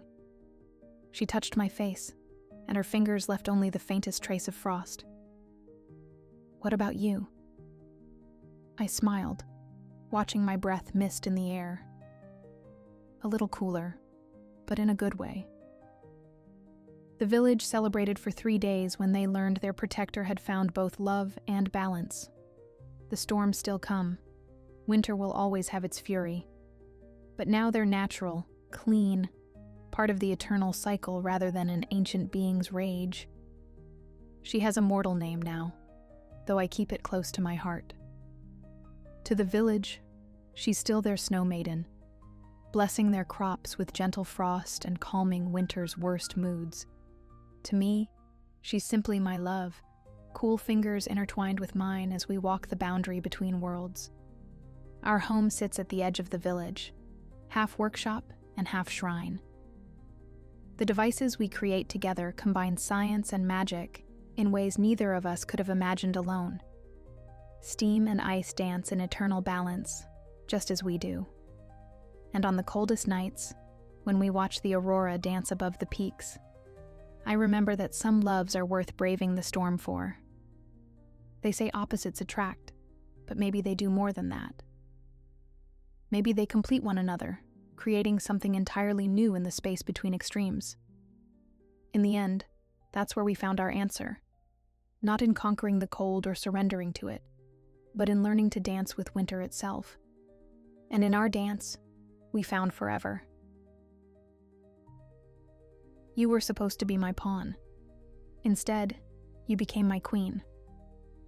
The night I met Duke Raphael Farrington was the coldest of the year.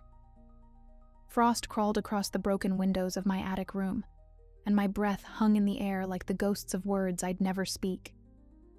I huddled beneath threadbare blankets, counting the coins I'd earned that week. Not enough.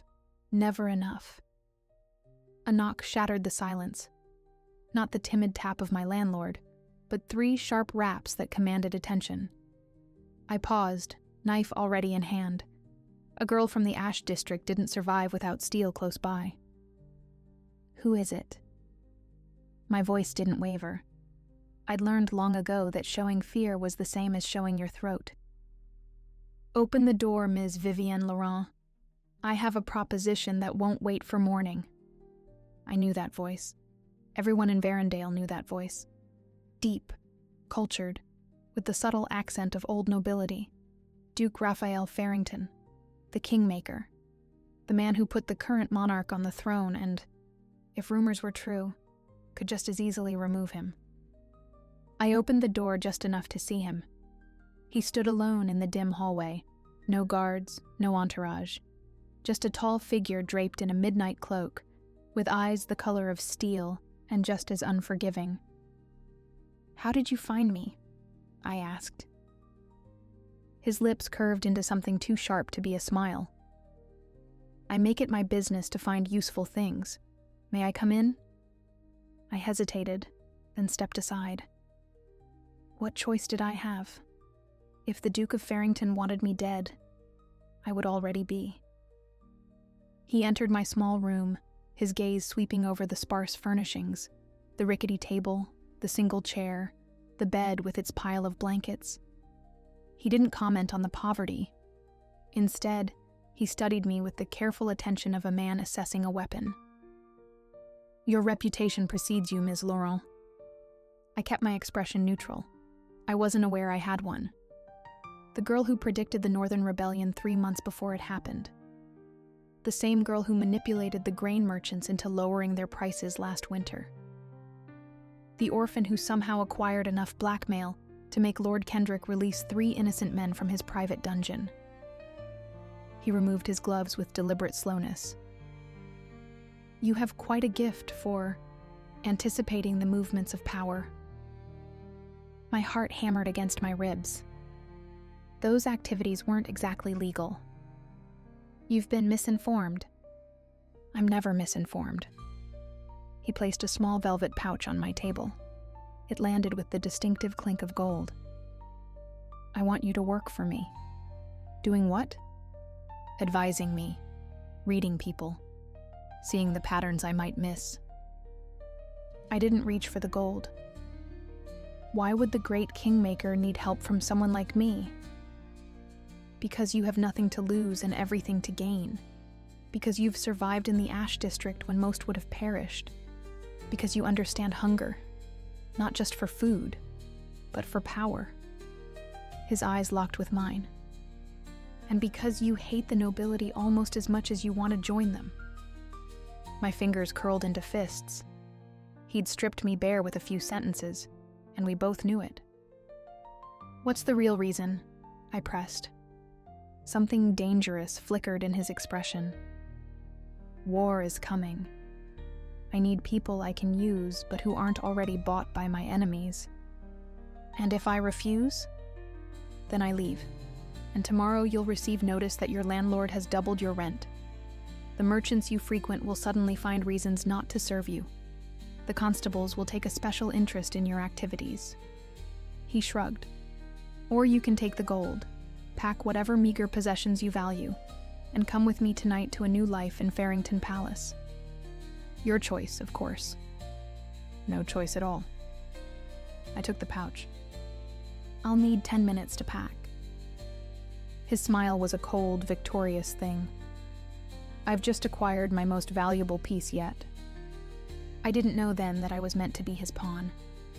Farrington Palace sprawled atop the city's highest hill, a monument to old money and older blood. Its black stone walls absorbed light rather than reflected it, as though the very building hungered. Guards watched from every tower, and rumors claimed that the gardens grew poisonous flowers cultivated for the Duke's personal use. The Duke led me through halls that could have housed every family in the Ash District. Servants scurried out of his path, their eyes downcast. None questioned my presence, though my shabby clothes marked me as an outsider. "These will be your quarters," he said, opening a door to reveal a suite larger than the entire building I'd just left. "My chamberlain will bring you suitable attire. You'll join me for dinner in 3 hours, where I'll explain your duties." Before I could respond, he left, the door closing with quiet finality behind him. The rooms were luxurious beyond anything I'd experienced. A sitting area with plush chairs, a bedroom with a canopy bed, and a private bathing chamber with hot running water. I stood frozen, afraid to touch anything, convinced this was an elaborate trap. A knock announced the chamberlain, a thin, sour-faced man who looked at me like I was something unpleasant stuck to his shoe. "His Grace requests your presence at dinner. I've brought clothing more appropriate." He gestured to the garments draped over his arm. "Do you require assistance with dressing, or can you manage?" The condescension in his tone sparked my temper. "I've been dressing myself since I was 3, thank you. I think I can manage buttons and laces without noble instruction." His lips thinned. "Very well. A maid will escort you to the dining room at the appropriate time." After he left, I approached the clothing with caution. It was a gown of deep emerald, simple by noble standards, but finer than anything I'd ever touched. The fabric was soft against my skin, a dangerous comfort. I'd learned early that comfort made you vulnerable. When I entered the dining room 3 hours later, the Duke was already seated at the head of a table long enough to seat 20. Only 2 places were set, his and mine, directly to his right. No other guests, no buffer between us. He stood as I entered, his gaze traveling from my face to the hem of my gown in a single, assessing sweep. "The green suits you," he said, gesturing for me to sit. "Though we'll need to acquire a full wardrobe, you'll be accompanying me to court functions." I took my seat cautiously. I doubt the nobility will welcome someone from the Ash District at their gatherings. They will, if I say they will. He poured wine into my glass, a surprisingly egalitarian gesture. "But you're right to be concerned, which is why, from this moment forward, you are no longer from the Ash District. You are my distant cousin from the western provinces, come to court to expand your education."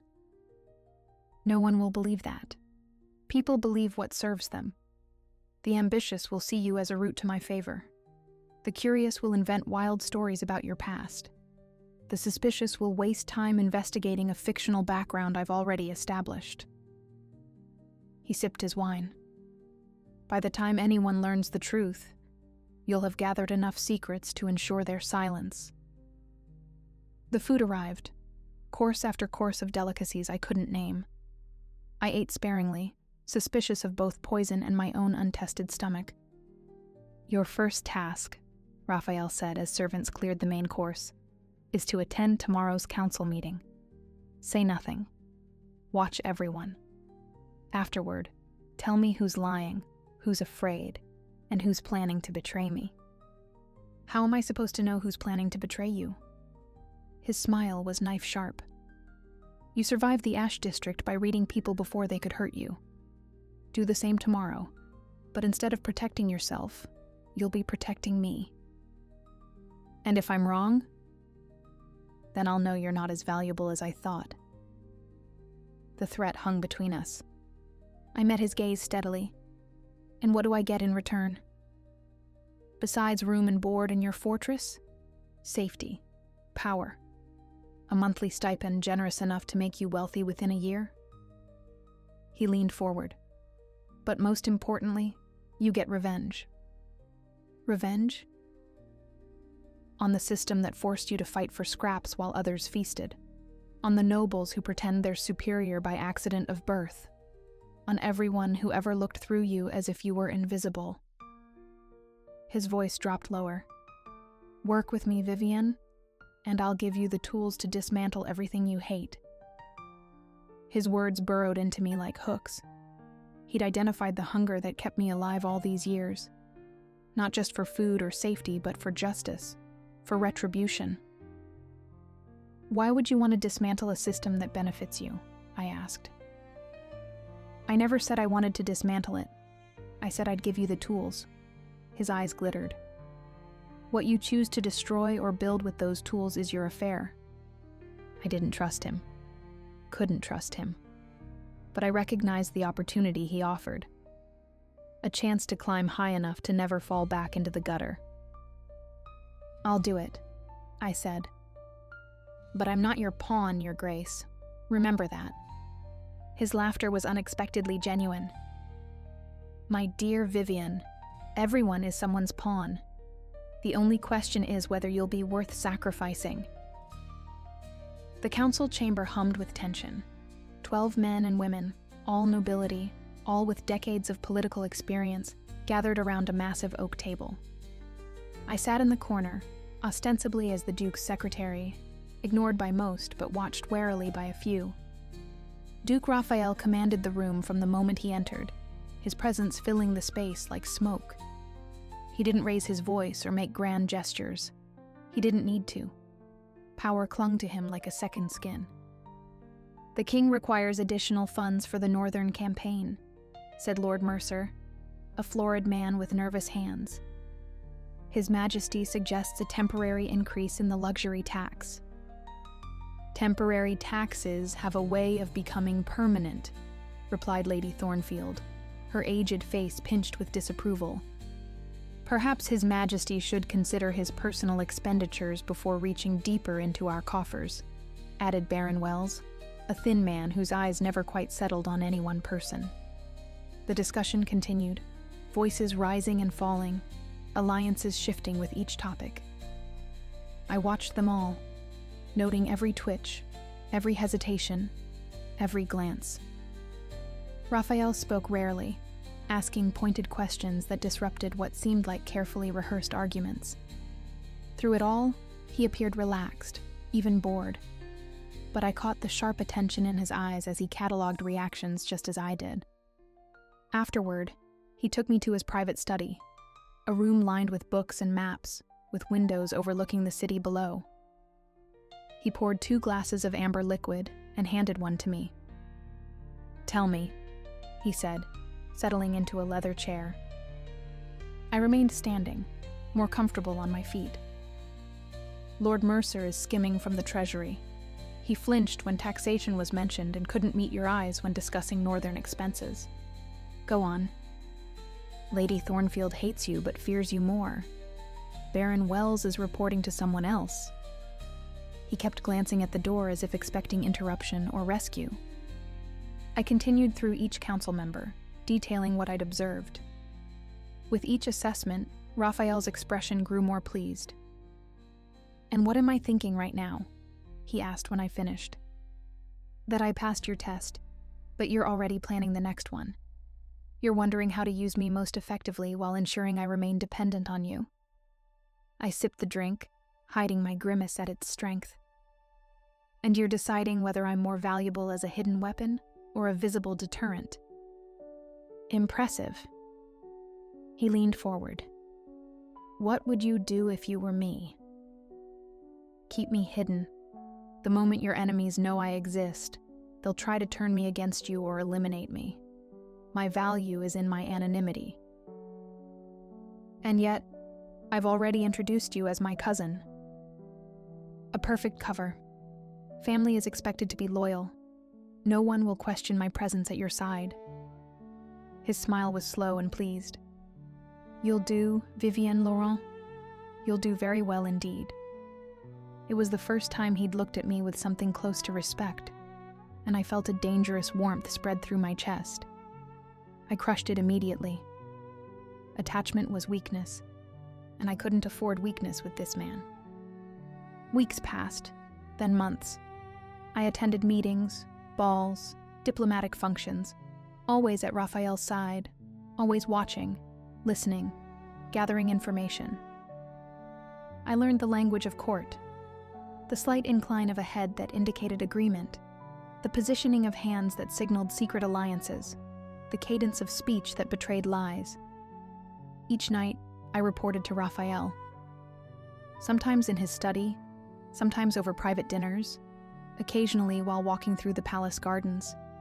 He listened intently, asked probing questions, and adjusted his strategies based on my observations. Gradually, the palace staff stopped watching me with suspicion. The nobility began to court my favor, hoping for access to the Duke. I acquired fine clothes, jewels, and my own small staff.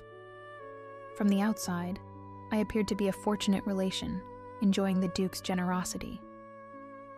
Only Raphael and I knew the truth, that I had become indispensable to him, that, increasingly, his decisions were shaped by my counsel. But proximity to Raphael came with dangers I hadn't anticipated. I began to notice things beyond his political machinations. The way his voice deepened when we were alone, the rare, genuine smile that transformed his face, the protective way he positioned himself between me and perceived threats. Worse, I began to look forward to our evening meetings, to find reasons to seek his company, to wonder about the man beneath the calculated exterior. It was dangerous ground. Love was a lie, a weakness exploited by the powerful. I'd learned that lesson watching my mother waste away after my father abandoned us. I'd reinforced it with every betrayal I'd witnessed in the Ash District. Power was the only reliable currency, the only true protection. Yet something about Raphael pulled at me, perhaps because he never pretended to be anything but what he was: ambitious, calculating, and utterly ruthless in pursuit of his goals. The first assassination attempt came 6 months after my arrival. A poison cup meant for Raphael at a diplomatic reception. I noticed the servant's nervous demeanor and knocked the goblet from his hand before he could present it. The resulting chaos was contained quickly. The servant was dragged away for questioning. Raphael showed no reaction beyond a slight tightening around his eyes, continuing his conversation with the Penderan ambassador as if nothing had happened. That night, he came to my quarters instead of summoning me to his study. He dismissed my maid with a gesture and closed the door behind him. "You saved my life today," he said without preamble. I shrugged. "If you die, my position here becomes precarious." "Is that all?" He moved closer, his gaze intent on my face. "Isn't that enough?" I kept my voice steady despite the sudden acceleration of my pulse. "Perhaps." He reached out, his fingers brushing my cheek in a touch so light it might have been imagined. "But I think there's more." I stepped back. "Don't mistake self-interest for affection, Your Grace." "Raphael," he corrected. "When we're alone, I want you to call me Raphael." "Why?" "Because I tire of titles and formality with you. Because you're the only person in this palace who sees me clearly and doesn't flinch away." His voice dropped lower. "Because I want to hear my name on your lips." The air between us thickened with tension. I knew I should retreat further, maintain the professional distance that kept both of us safe. Instead, I held my ground. "Raphael," I said, testing the shape of it. "It changes nothing. I still serve at your pleasure, and you could discard me at any moment." "Is that what you think?" He laughed, a short, harsh sound. "Vivian, you've embedded yourself so thoroughly in my operations that removing you now would be like cutting off my right hand. You'd survive it. But I wouldn't prefer it." He reached for me again, and this time I didn't back away. His hand cupped my jaw, his thumb tracing my lower lip. "Just as I would have survived the poison today, but preferred your intervention." The warmth of his touch sent dangerous currents through my body. I couldn't allow this vulnerability, this need. Yet I couldn't bring myself to pull away. "What do you want from me?" I whispered. "Everything," he answered simply. "But I'll start with honesty." Before I could respond, he stepped back, breaking the charged moment between us. "We've identified who sent the assassin. Lord Keller, acting on behalf of interested parties across the border. I'll deal with him tomorrow." His tone shifted back to business. "I need you to investigate Lady Thornfield. She's been unusually quiet lately, which suggests she's planning something significant." And just like that, the moment was gone, locked away behind his impenetrable facade. I told myself I was relieved. I lied. The seasons turned. My influence grew alongside my understanding of court politics. What had begun as simple observation evolved into active participation. I suggested alliances, drafted policies, even represented the Duke at minor functions when he was occupied elsewhere. The nobility stopped seeing me as Raphael's poor relation and began treating me as a power in my own right. Some tried to court my favor with gifts and flattery. Others attempted to undermine me with rumors and petty sabotage. I navigated it all with the skills I'd honed in the Ash District, where the dangers had been more direct but no less deadly. Raphael and I developed a partnership unlike anything I'd imagined. During the day, we were the Duke and his trusted advisor, maintaining a proper distance. At night, in the privacy of his study or my quarters, the lines blurred. We talked for hours, not just about politics, but about books, philosophy, our pasts.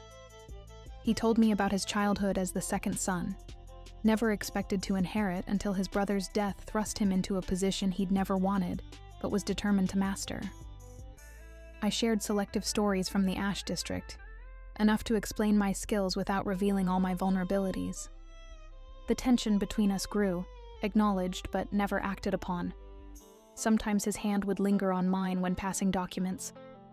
Sometimes I'd find myself standing too close, breathing in the sandalwood scent of him. We circled one another like wary predators, neither willing to strike first. Until the night everything changed. War had been brewing for months with neighboring Pandara. Raphael had been working tirelessly to prevent it, preferring to solve the territorial dispute through negotiation rather than bloodshed.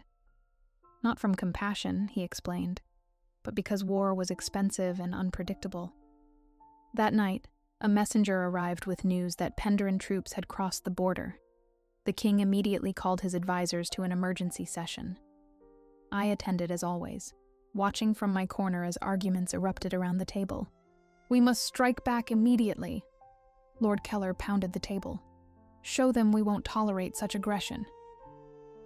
"Perhaps we should verify the reports before committing troops," Raphael countered. "The weather at the border has been poor. It could be a misunderstanding." "A misunderstanding?" Lady Thornfield's voice dripped with scorn. "Your caution borders on cowardice, Duke Farrington." I saw the trap closing around him. If he advocated for peace, they'd paint him as weak. If he supported immediate retaliation, he'd be responsible for a potentially costly war. Either way, his enemies within the council would win. Without planning to speak, I found myself on my feet. "If I may, your majesties, my lords and ladies." All eyes turned to me, some surprised, others annoyed at my interruption. "I've received information that may be relevant to this discussion." Raphael's gaze sharpened, but he gave me a subtle nod. We hadn't discussed this. I was improvising, risking both our positions. "Our sources in Pandara suggest this incursion might be the work of a mercenary group, hired to provoke exactly this reaction," I said smoothly, fabricating with every word. "They seek to force us into a costly war that would weaken both kingdoms, leaving us vulnerable to opportunistic neighbors." Murmurs spread around the table. I pressed on. "I propose we send a small, elite force to investigate these reports while presenting a unified diplomatic front. This demonstrates both strength and wisdom." "What sources in Pandara?" Lord Keller demanded. "I've heard nothing of this." I smiled serenely. "That's why there are sources, my lord, not yours." A few chuckles broke the tension. The king, who had been silent until now, leaned forward. "An interesting suggestion, Lady Vivienne. Duke Farrington, what say you?" Raphael's face revealed nothing of his thoughts. "I believe Lady Vivienne's proposal has merit, Your Majesty. It allows us to respond to the provocation without committing to full-scale war prematurely." The discussion shifted, my interruption providing a middle path that appeased both hawks and doves. By the end of the meeting, the king had approved a combined approach of limited military response and diplomatic outreach, exactly what Raphael had wanted but couldn't directly propose. As we left the council chamber, Raphael took my elbow, guiding me through the corridors with more haste than dignity. He didn't speak until we reached his study, the door firmly closed behind us. "What sources in Pandara?" he asked, his voice dangerously quiet. "None," I admitted. "But it's a plausible explanation that serves our purposes." "Our purposes?" His eyebrows rose. "When did you start sharing my purposes, Vivienne?" I lifted my chin. "The moment you made me your advisor. Unless you prefer I stand silent while your enemies maneuver you into an untenable position." For a long moment, he stared at me, his expression unreadable. Then, without warning, he laughed. A genuine, unguarded sound I'd heard only a handful of times. "Do you know what you've done?" he asked, amusement dancing in his eyes. You've just committed us to producing evidence of mercenary involvement.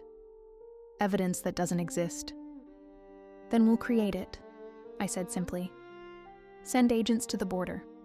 Have them find convenient proof of outside interference. And if they find actual Penderan troops instead, then we adjust our strategy, but at least we've bought time. He shook his head, still smiling. You're either going to make me the most powerful man in the kingdom, or get us both executed for treason. Why not both? I quipped, though preferably in the correct order. He moved toward me then, purpose in every step. I held my ground, my heart hammering as he stopped only inches away. Do you know why I brought you here, Vivian? He asked, his voice low. Because I'm useful. Because you're extraordinary.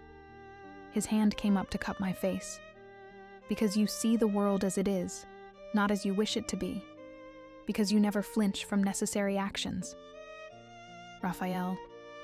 Because you're the only person I've met who matches me. His thumb traced my cheekbone. The only one I can't seem to keep at a safe distance. The heat of his palm against my skin broke something loose inside me. A wall I'd built brick by brick since childhood. I'd told myself that what I felt for him was a pragmatic alliance, then reluctant respect, then cautious friendship. All lies I'd needed to protect myself. There is no safe distance from you, I whispered. I've tried to find it.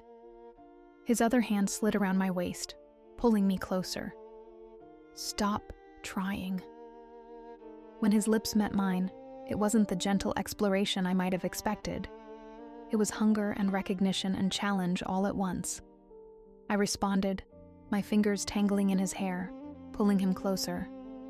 We came together like a storm breaking, years of tension and restraint shattering in an instant. His hands mapped my body with desperate urgency, and mine sought the warmth of his skin beneath layers of formal clothing. He lifted me onto his desk, sending papers scattering to the floor. Neither of us cared. My legs wrapped around his waist as he trailed kisses down my throat, his hands working at the laces of my gown. I've wanted this, wanted you, since that first night in the council chamber, he murmured against my skin. You stood in the corner, watching everyone, and I knew you saw the same patterns I did. I gasped as his teeth grazed my collarbone. I thought you only valued my observations. I valued everything about you. Your mind. Your courage. His hand slid beneath my skirts, finding bare skin. Your fire. Words gave way to sensation as we lost ourselves in one another. Later, we would move to his bedchamber, taking our time to explore more thoroughly. But that first joining was raw and urgent, a claiming on both our parts. Afterward, as we lay tangled in his sheets, his fingers tracing idle patterns on my bare shoulder, I fought against the vulnerability threatening to overwhelm me. This changes things, I said quietly. Yes. He pressed a kiss to my temple. But not in the ways you fear. Doesn't it? You've given your enemies a new target. You were already a target. His arm tightened around me. Now you're just a more valuable one. I pushed up on my elbow to look at him. Is that supposed to be comforting? His smile was slow and genuine. It means I'll protect you even more fiercely. I can protect myself. I know. He brushed a strand of hair from my face. That's part of what He stopped, something vulnerable flashing in his eyes before he controlled it. Part of what makes you valuable. The word he'd almost said hung between us, unacknowledged but impossible to ignore. I lay my head back on his chest, listening to the steady beat of his heart, afraid of how much I wanted to hear that word completed. Love was a lie. Power was survival. I'd believed that my entire life. But as Raphael's breathing deepened into sleep, his arms still holding me close, I wondered if perhaps there was a third truth I hadn't considered, that power shared could be stronger than power hoarded. Everything changed after that night, and nothing changed at all. We still worked together during the day, maintaining a professional facade. I still gathered information, he still made decisions. But now our nights were spent together, alternating between his chambers and mine to maintain some pretense of propriety. The border conflict resolved exactly as we'd engineered. Our agents discovered evidence of mercenary involvement, allowing diplomatic channels to reopen. Raphael's position strengthened, and with it mine. Yet whispers began to circulate about the nature of our relationship. Lady Thornfield watched us with calculating eyes. Lord Keller made thinly veiled comments about foreign influence in the Duke's household. Even the king began to take notice, asking Raphael pointed questions about my background. "They're trying to separate us," I said one night as we lay in bed, discussing the day's events. "They've realized they can't defeat you directly, so they're targeting what they perceive as your weakness." Raphael's fingers traced the curve of my spine. "Let them try." "You're not concerned?" "About their schemes? Of course not." He shifted to look at me. "About your safety?" "Increasingly." I frowned. "I've faced worse threats than court gossip." "It's not just gossip." He sat up, suddenly serious. "I've intercepted communications between Lady Thornfield and agents from Pandora. They're planning something significant, and your name was mentioned." Cold dread pooled in my stomach. "What kind of communications?" "Coded messages about removing a new influence that has corrupted my judgment." His jaw tightened. "They don't yet know your background, but they're digging. If they discover you're from the Ash District, they'll use it to discredit both of us," I finished. "The Duke's judgment compromised by a common-born manipulator. Worse," his voice hardened, "they'll use it to justify removing you permanently." The threat should have frightened me. Instead, a strange calm settled over me. Threats were familiar territory. Schemes and counterplots were the language I'd spoken my entire life. "Then we strike first," I said simply. Raphael's eyes glittered in the dim light. "What do you propose?" "Give me 3 days. I'll need access to your private messengers and a small amount of gold." He didn't hesitate. "Done. What's your plan?" I smiled, the old sharp smile I'd worn in the Ash District. "The less you know, the more genuine your surprise will be." For 3 days, I disappeared into the shadows of my old life. I called in favors from contacts I'd maintained in the city. I sent messengers to places no noble would ever visit. I gathered evidence, fabricated documents, and wove a web of half-truths around Lady Thornfield and her allies. On the 4th day, I returned to the palace just before the king's weekly public audience, an event where citizens could bring petitions directly to the monarch, with the full court in attendance. Raphael's relief at my return was visible only in the slight relaxation of his shoulders as I took my place beside him in the great hall. He raised an eyebrow in silent question. I gave a small nod. The audience proceeded normally at first. Merchants disputed contracts. Landowners requested tax relief. A widow sought justice for her husband's murder. Then, as the session neared its end, a hooded figure approached the throne. "State your name and business," the royal herald commanded. The figure threw back their hood, revealing a thin man with nervous eyes, a man I'd paid handsomely for today's performance. "My name is Thomas Reed, Your Majesty, former secretary to Lady Thornfield." His voice carried clearly through the hall. "I come bearing evidence of treason." A gasp rippled through the court. Lady Thornfield, seated 3 rows ahead of us, stiffened visibly. "Treason is a serious charge," the king said gravely. "What evidence do you present?" Reed approached with a leather folio, which the guards inspected before passing it to the king.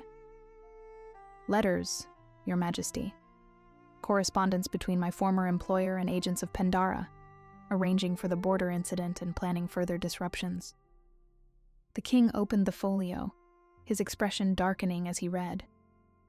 Lady Thornfield rose to her feet. This is absurd. I've never seen this man before in my life. Strange, I murmured to Raphael, loud enough for those nearby to hear. Isn't that the man who delivered messages to her estate last month?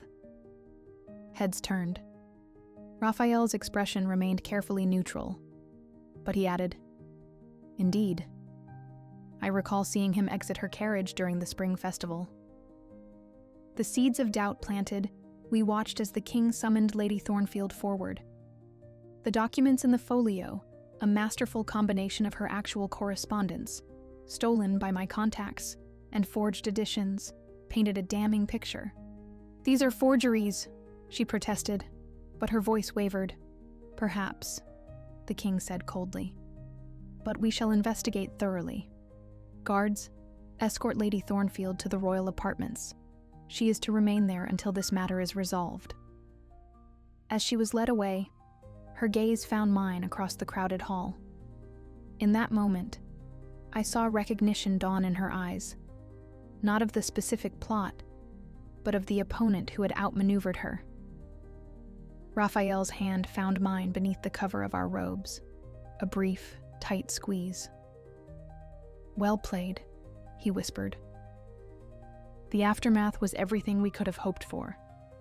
Lady Thornfield's associates, fearing similar exposure, distanced themselves from her and one another. The investigation uncovered genuine evidence of her communications with Pandara, if not the specific crimes we'd fabricated. Within a month, she was exiled from court, her lands and titles reduced.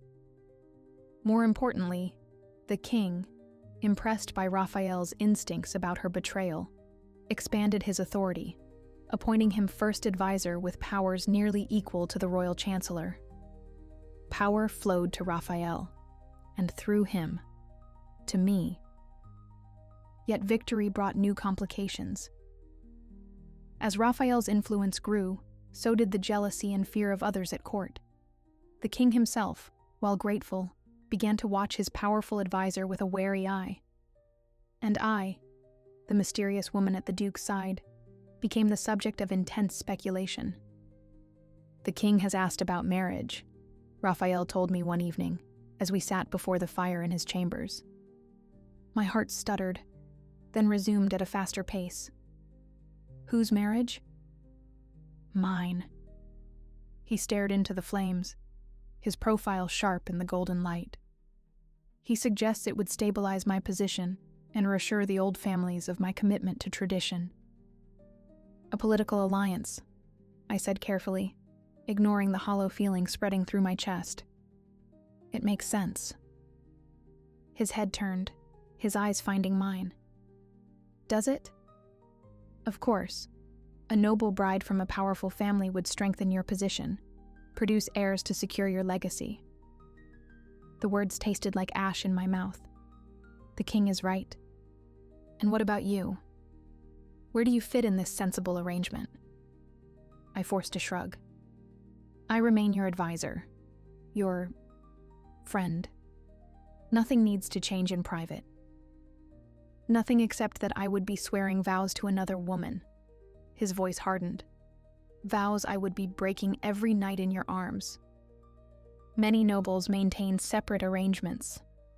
It wouldn't be unusual. It wouldn't be unusual, I repeated, more to convince myself than him. Your political marriage needn't affect us. Raphael stood suddenly, agitation evident in every line of his body. Is that what you want?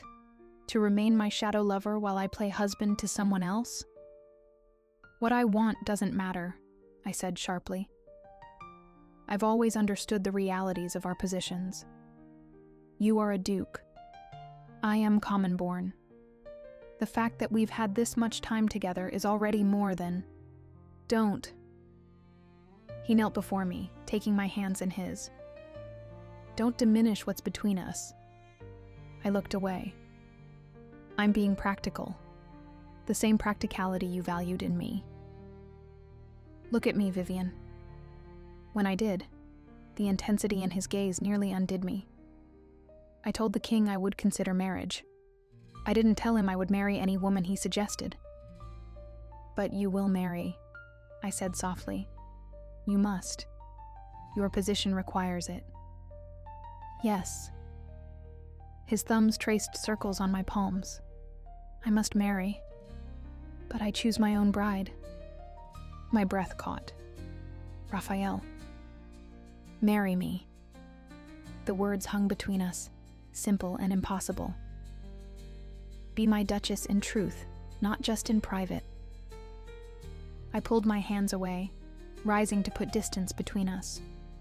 You can't be serious. The nobility would never accept it. The king would never approve. The nobility will accept what I tell them to accept. He followed me, refusing to let me retreat. And the king needs me more than I need his approval. This is madness, I whispered. You would risk everything. Your position, your influence. For what? For me? Yes. No hesitation, no doubt in his voice. For you. For us. Why? I demanded, anger flaring to protect my fragile heart. Because I'm useful? Because I've helped you eliminate your enemies? Because I love you. The words fell like stones into still water, rippling through me. Because you're the only person who has ever seen all of me and stayed. Love. The lie I'd warned myself against from the beginning. The weakness I couldn't afford. You don't love me, I said harshly. You don't even know me. Not truly. His expression hardened. I know you grew up in the western section of the Ash District, not the eastern slums as you first told me. I know your mother died when you were 14, not 12. I know you worked for Lord Mercer's steward before coming to my attention, gathering information you later sold to his rivals. I froze. How did you know this? Did you think I wouldn't investigate you? I knew everything about you before I ever knocked on your door that night. He stepped closer. I know your secrets, Vivian. I know the 3 men you killed to survive. I know about the child you couldn't save. I know everything. And I love you still. Tears burned behind my eyes. Then you're a fool. Perhaps. His hand cupped my cheek. But I'm a fool who would rather rule with you openly at my side than pretend you're merely my advisor or cousin or whatever other fiction we've created. I wanted to believe him. Wanted to surrender to the warmth spreading through my chest at his words. But years of hard-learned caution held me back. What if I don't love you? I challenged, a final defense. His smile was gentle, but knowing. Then you're a better liar than I gave you credit for. He was right. Somewhere between strategy sessions and midnight conversations, between political machinations and tangled sheets, I had fallen in love with Raphael Farrington. Not with the Duke, the Kingmaker, the power behind the throne, but with the man who read poetry late at night, who remembered how I took my tea, who trusted my judgment even when it contradicted his own.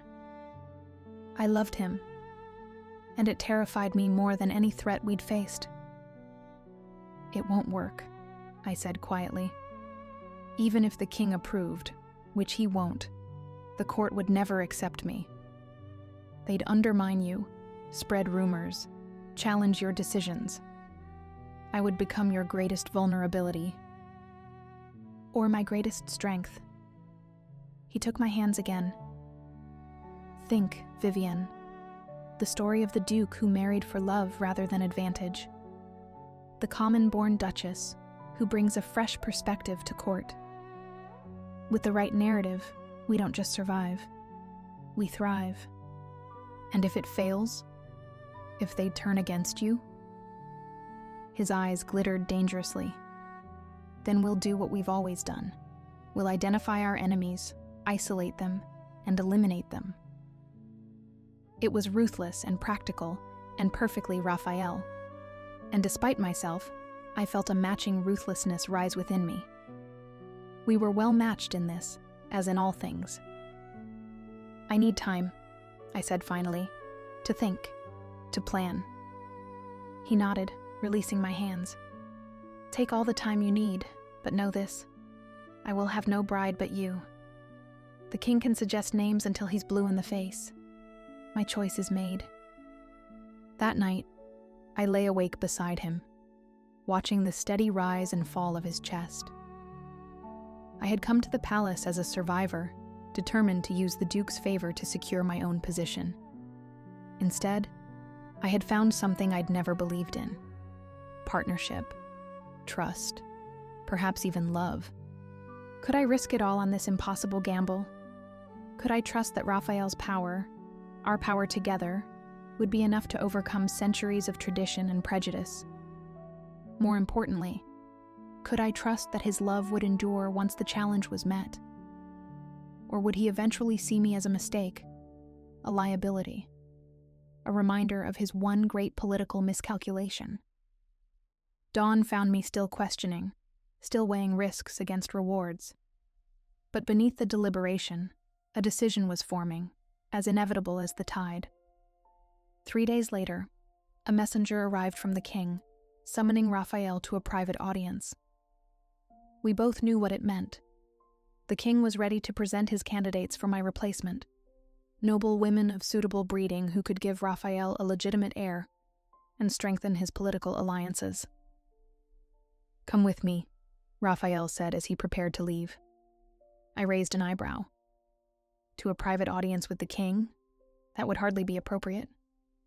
"Since when has appropriateness concerned you?" He smiled, offering his arm. "Besides, what I have to say to His Majesty concerns you directly." My heart hammered against my ribs. "You're going to tell him?" "I am." "Today? Without preparation? Without softening the ground?" Sometimes the direct approach is best. His confidence was either admirable or delusional, perhaps both. "Are you with me, Vivian?" The question carried weight beyond this moment, beyond this decision. Was I with him, truly with him, for whatever came next? The calculated risk, the bold move, the potential fall? I took his arm. Always.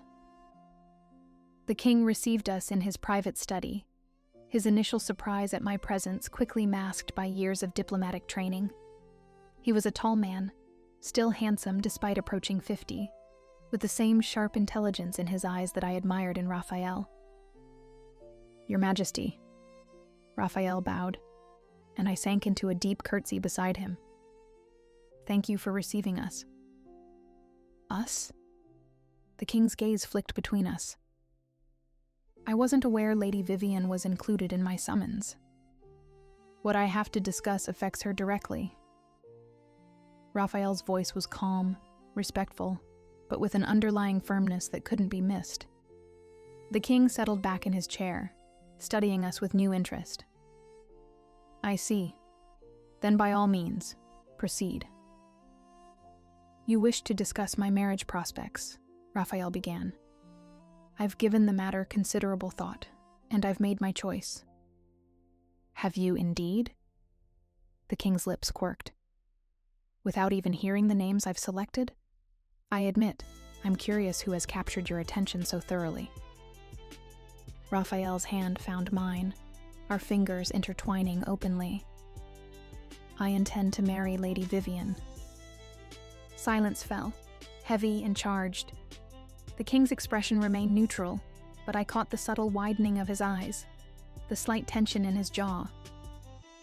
"I see," he said finally. "And does Lady Vivian share this intention?" All eyes turned to me. This was my moment to retreat, to claim surprise, to give us both an escape from this audacious plan. Instead, I met the king's gaze steadily. "I do, Your Majesty."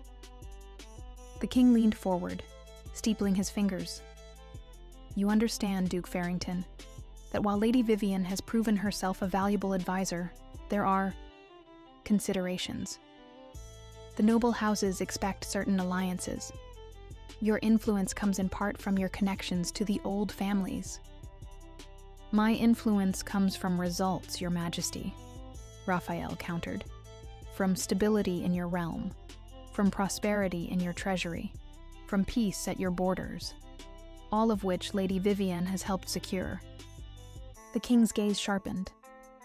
And you believe your marriage to her would strengthen these outcomes rather than weaken your position? I do, unequivocally. It is uncommon. Uncommon but not unprecedented, I interjected. Your own grandfather married a merchant's daughter. The Duke of Westmere married his secretary 3 decades ago. The Earl of Highcliffe married a commoner just last year. You've researched this thoroughly, the king observed, a hint of amusement in his voice. I research everything thoroughly, Your Majesty. It's why the Duke values my counsel. And apparently, more than your counsel. The king studied us for a long moment, his expression unreadable. Then, unexpectedly, he laughed. I suspected something of this nature when you insisted on bringing her to council meetings. Tell me, Duke Farrington, did you plan this from the beginning? When you first brought this woman from the Ash District to your palace? I froze, but Raphael's hand tightened on mine. You knew, Raphael said, neither confirming nor denying. Of course I knew. The king waved a dismissive hand. Nothing happens in my court without my knowledge. Lady Vivian's remarkable rise from obscurity caught my attention early. I had her investigated. And you said nothing, I observed. Why would I? You proved yourself useful, intelligent, and loyal to the Duke. By extension, loyal to me.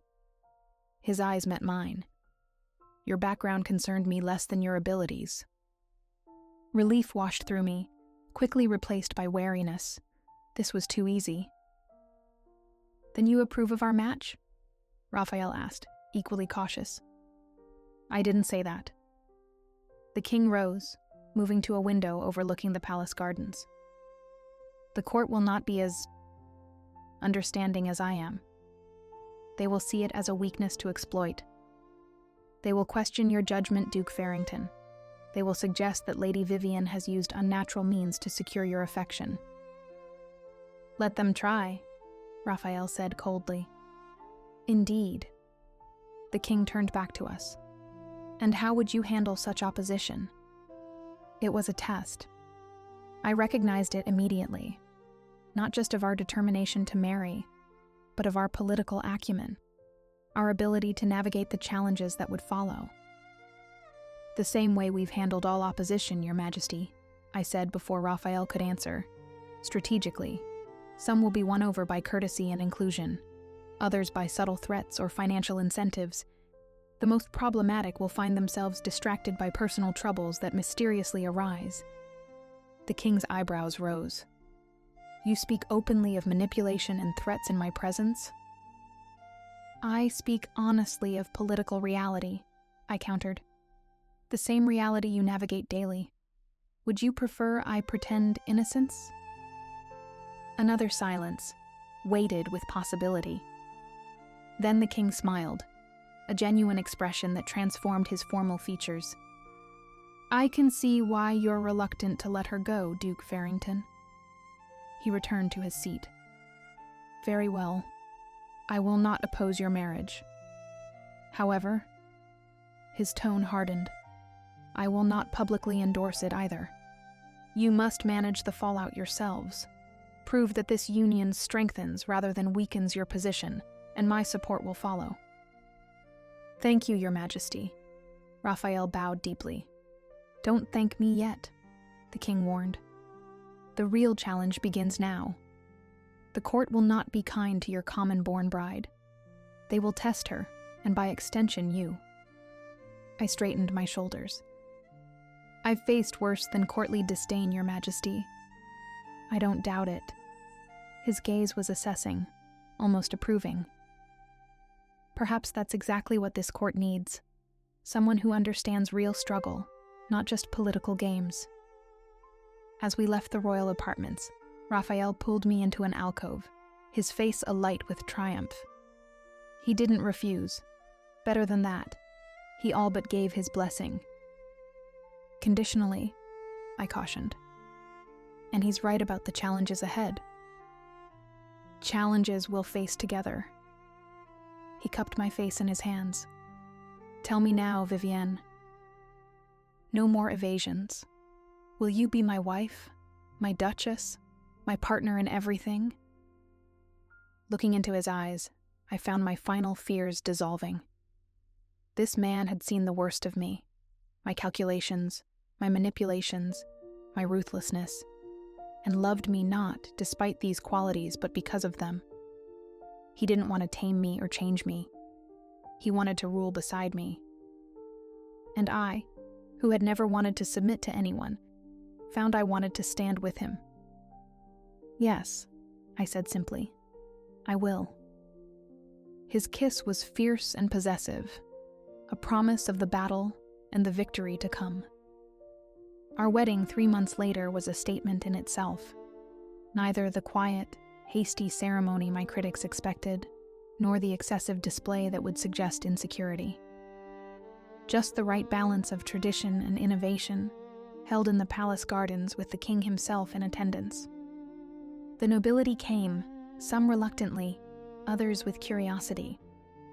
I wore a gown of midnight blue rather than traditional white, with a corona of stars in my hair rather than the expected flowers. Small rebellions, carefully calculated to establish my identity without causing unnecessary offense. Raphael watched me approach the altar with naked adoration, not attempting to hide his feelings. Let the court see, his expression said. Let them understand that this was no political arrangement, but a true union. When we spoke our vows, they echoed with meanings only we fully understood. When I promised to stand with him against all enemies, when he vowed to share not just his name but his power, we were affirming the partnership we'd already forged. That night, in the privacy of what were now our shared chambers, Raphael presented me with a gift, a small ornate dagger with a handle of polished obsidian. A strange wedding gift, I observed, testing the blade's edge with my thumb. He smiled. I thought about jewels, but they seemed inadequate. This seemed more us. I laughed, delighted by his understanding. It's perfect. Like you, he murmured, drawing me close. My queen. I believe the correct title is Duchess, I teased. His eyes darkened with intensity. You were supposed to be my pawn, Vivienne. Instead, you became my queen, in every way that matters. As his lips claimed mine, I knew there would be battles ahead, political enemies to outmaneuver, social barriers to break, perhaps even physical threats to overcome. But for the first time in my life, I faced the future without fear. I had found something stronger than survival, something more reliable than power alone. I had found love in the arms of the only man who had ever truly seen me, the man who had made me not just his bride, but his queen. And together, we would be unstoppable.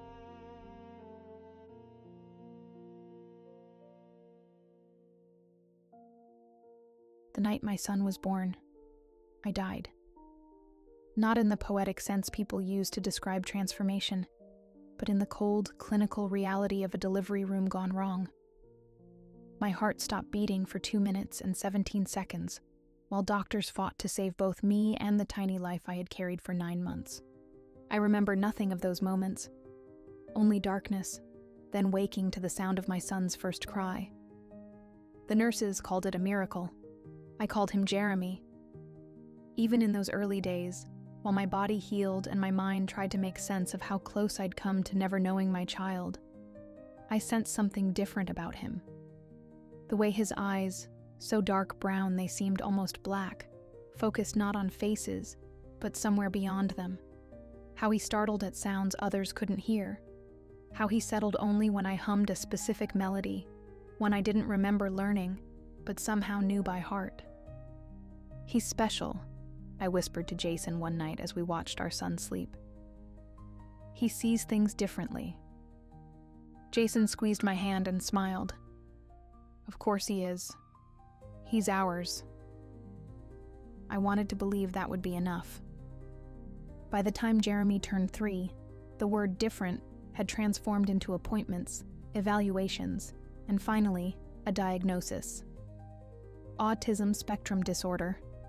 3 words that the specialist delivered with careful neutrality, while I sat rigid in an uncomfortable chair, clutching Jeremy's hand as he meticulously lined up colored blocks on the floor, oblivious to the way these words were reshaping our world. "Early intervention is key," they told me, sliding glossy brochures across the desk. "Speech therapy, occupational therapy, behavioral therapy. The sooner we start, the better the outcomes." I nodded, collected the papers, and walked Jeremy to the car.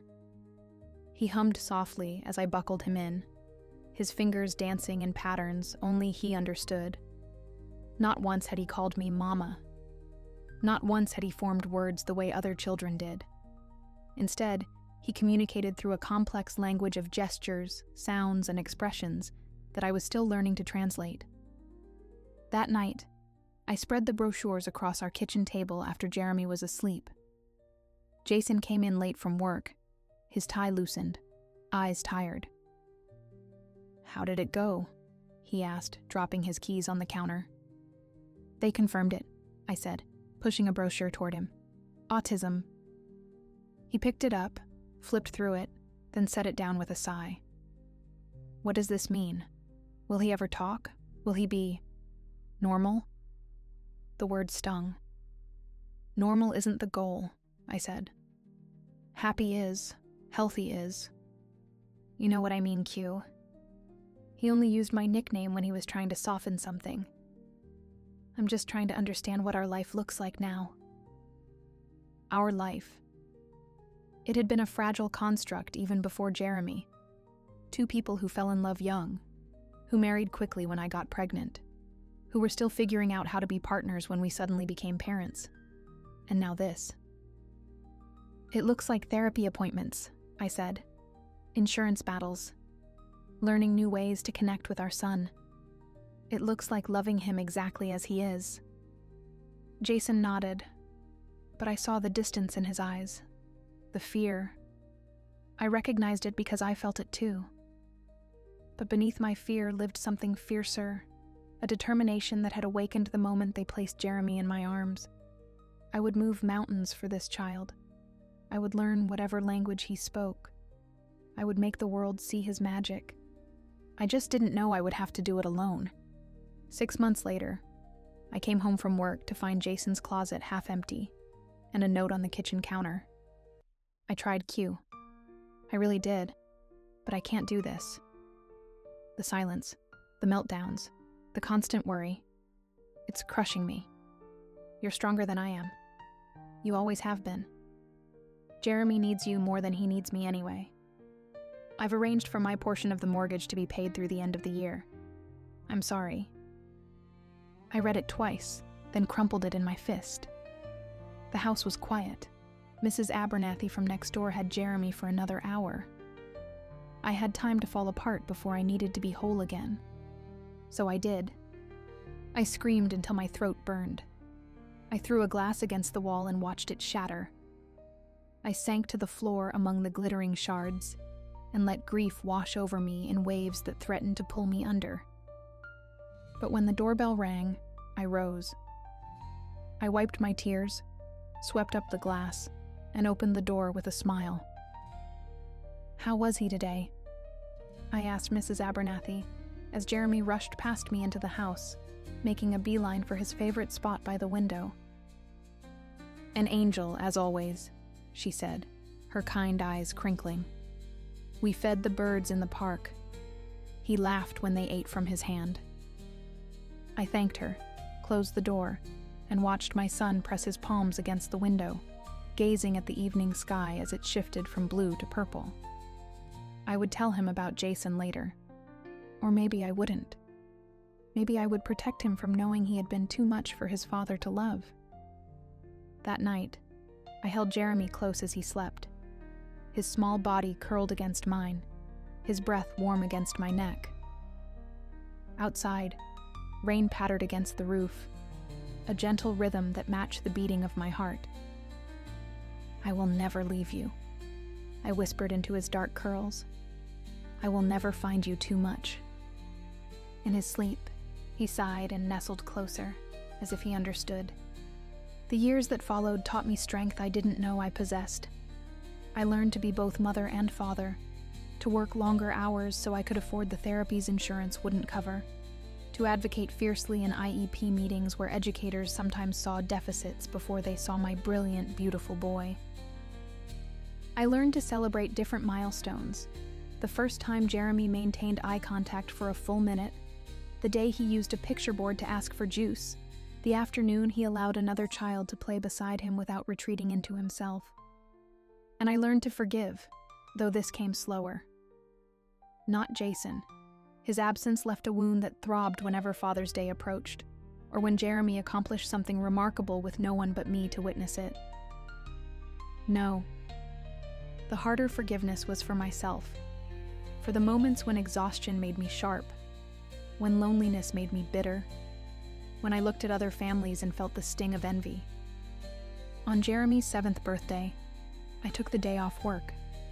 We spent the morning at the ocean, where he loved to watch the waves crash and recede, his body swaying in rhythm with the water. He didn't care about parties or presents. His joy came from sensory experiences, the feel of sand between his toes, the taste of salt on the breeze, the sound of seagulls wheeling overhead. As the sun set, I unpacked the small cake I'd brought. 7 blue candles, one for each year of the miraculous life we'd built together. "Make a wish, Jeremy," I said, lighting the candles one by one. He watched the flames flicker, transfixed. Then, to my surprise, he closed his eyes tightly, a gesture he must have learned from watching other children, since we'd never celebrated with candles before. His lips moved silently, and I held my breath, wondering what wishes lived in his mind. When he opened his eyes, he smiled at me, a rare, full smile that reached his eyes and squeezed my heart. Then he blew out the candles with one determined breath. "What did you wish for?" I asked, though I didn't expect an answer. Jeremy reached for me, placing his small hand against my cheek. His touch was gentle, intentional. In that moment, I understood. His wish was simpler than words could express. Happiness, connection, love, the things we already shared. That night, driving home with Jeremy asleep in the back seat, I saw a shooting star streak across the sky. On impulse, I made a wish of my own, that someday, somehow, I would hear my son's voice. Not because I needed it to love him completely. I already did. But because I longed to know the thoughts he kept locked inside. Life settled into a rhythm over the next 3 years. Jeremy's school created an inclusion program that allowed him to split his time between a special education classroom and mainstream classes with support. He began using a tablet for communication, tapping icons to form simple sentences. His therapists praised his progress, but still, words remained elusive. Every night I read to him, stories of adventure and magic, of brave children and mystical creatures. He listened intently, his eyes tracking the illustrations, his body completely still in a way it rarely was during daylight hours. Sometimes I imagined he was storing up words, collecting them like treasures to use when the time was right. Work became more demanding as I was promoted to senior accountant at the firm. The higher salary meant we could finally move from our cramped apartment to a small house with a backyard, a place where Jeremy could have space to move freely. It had a tiny porch that faced east, perfect for watching the sunrise. We settled in just as summer arrived, bringing warm evenings and star-filled skies. One particularly difficult Tuesday, everything seemed to go wrong. My alarm failed to sound, making us late. Jeremy had a meltdown when his routine was disrupted, refusing to get dressed or eat breakfast. At work, I discovered an error in the quarterly reports that would take hours to fix. By the time I picked Jeremy up from his after-school program, my patience was threadbare. "Just a quiet evening," I murmured as we drove home. "That's all I need." But the universe had other plans. Our new house was old, with the quirks and problems that came with age. That night, the air conditioning unit sputtered and died, leaving the interior hot and stuffy despite the open windows. Jeremy, sensitive to temperature changes, grew agitated, pacing the living room and flapping his hands in distress. Nothing calmed him. Not his weighted blanket, not his favorite music, not the deep pressure techniques his occupational therapist had taught me. After an hour of trying, my exhaustion transformed into tears of frustration. "I don't know what you need," I said, my voice breaking. "I'm trying so hard, but I don't know what you need." Jeremy stopped pacing. He looked at me, really looked at me, in that penetrating way he sometimes did, as if he could see beyond the surface to the turmoil beneath. Then he took my hand and led me to the front door. He pointed outside, then back at me. "You want to go outside?" I asked. He nodded, an emphatic bob of his head. I opened the door, and the night air greeted us, cooler than the stifling interior of the house. Jeremy pulled me onto the porch and sat down on the wooden steps. He patted the space beside him, inviting me to join. I sank, bone-tired, and closed my eyes. The chirping of crickets surrounded us, a natural symphony that slowly unwound the tension in my shoulders. When I opened my eyes again, Jeremy had tilted his head back to gaze at the sky. I followed his gaze upward and gasped. The night was clear, the moon a slender crescent, and the stars, oh, the stars were magnificent. They blanketed the heavens, some bright and bold, others faint and flickering, all of them ancient light reaching us across impossible distances. Jeremy's fingers found mine, intertwining with silent understanding. His other hand lifted, pointing to the vast canvas above us. "Beautiful, isn't it?" I whispered. "Those stars have been shining for millions of years, longer than people have been around to see them. Some of them might not even exist anymore. We're just seeing the light they sent out long ago." Jeremy's body stilled in that special way that told me he was absorbing every word. I continued, finding comfort in sharing this moment with him. "When I was little, my grandmother told me that stars are where wishes live. She said when we wish on them, our words travel up and become part of their light." I felt the weight of the day lifting as we sat there, two small figures beneath an infinite sky. Jeremy leaned against me. His fingers traced patterns on my arm, circles, swirls, a secret language written on the skin. A streak of gold suddenly flashed across the darkness, a shooting star, bright and fleeting.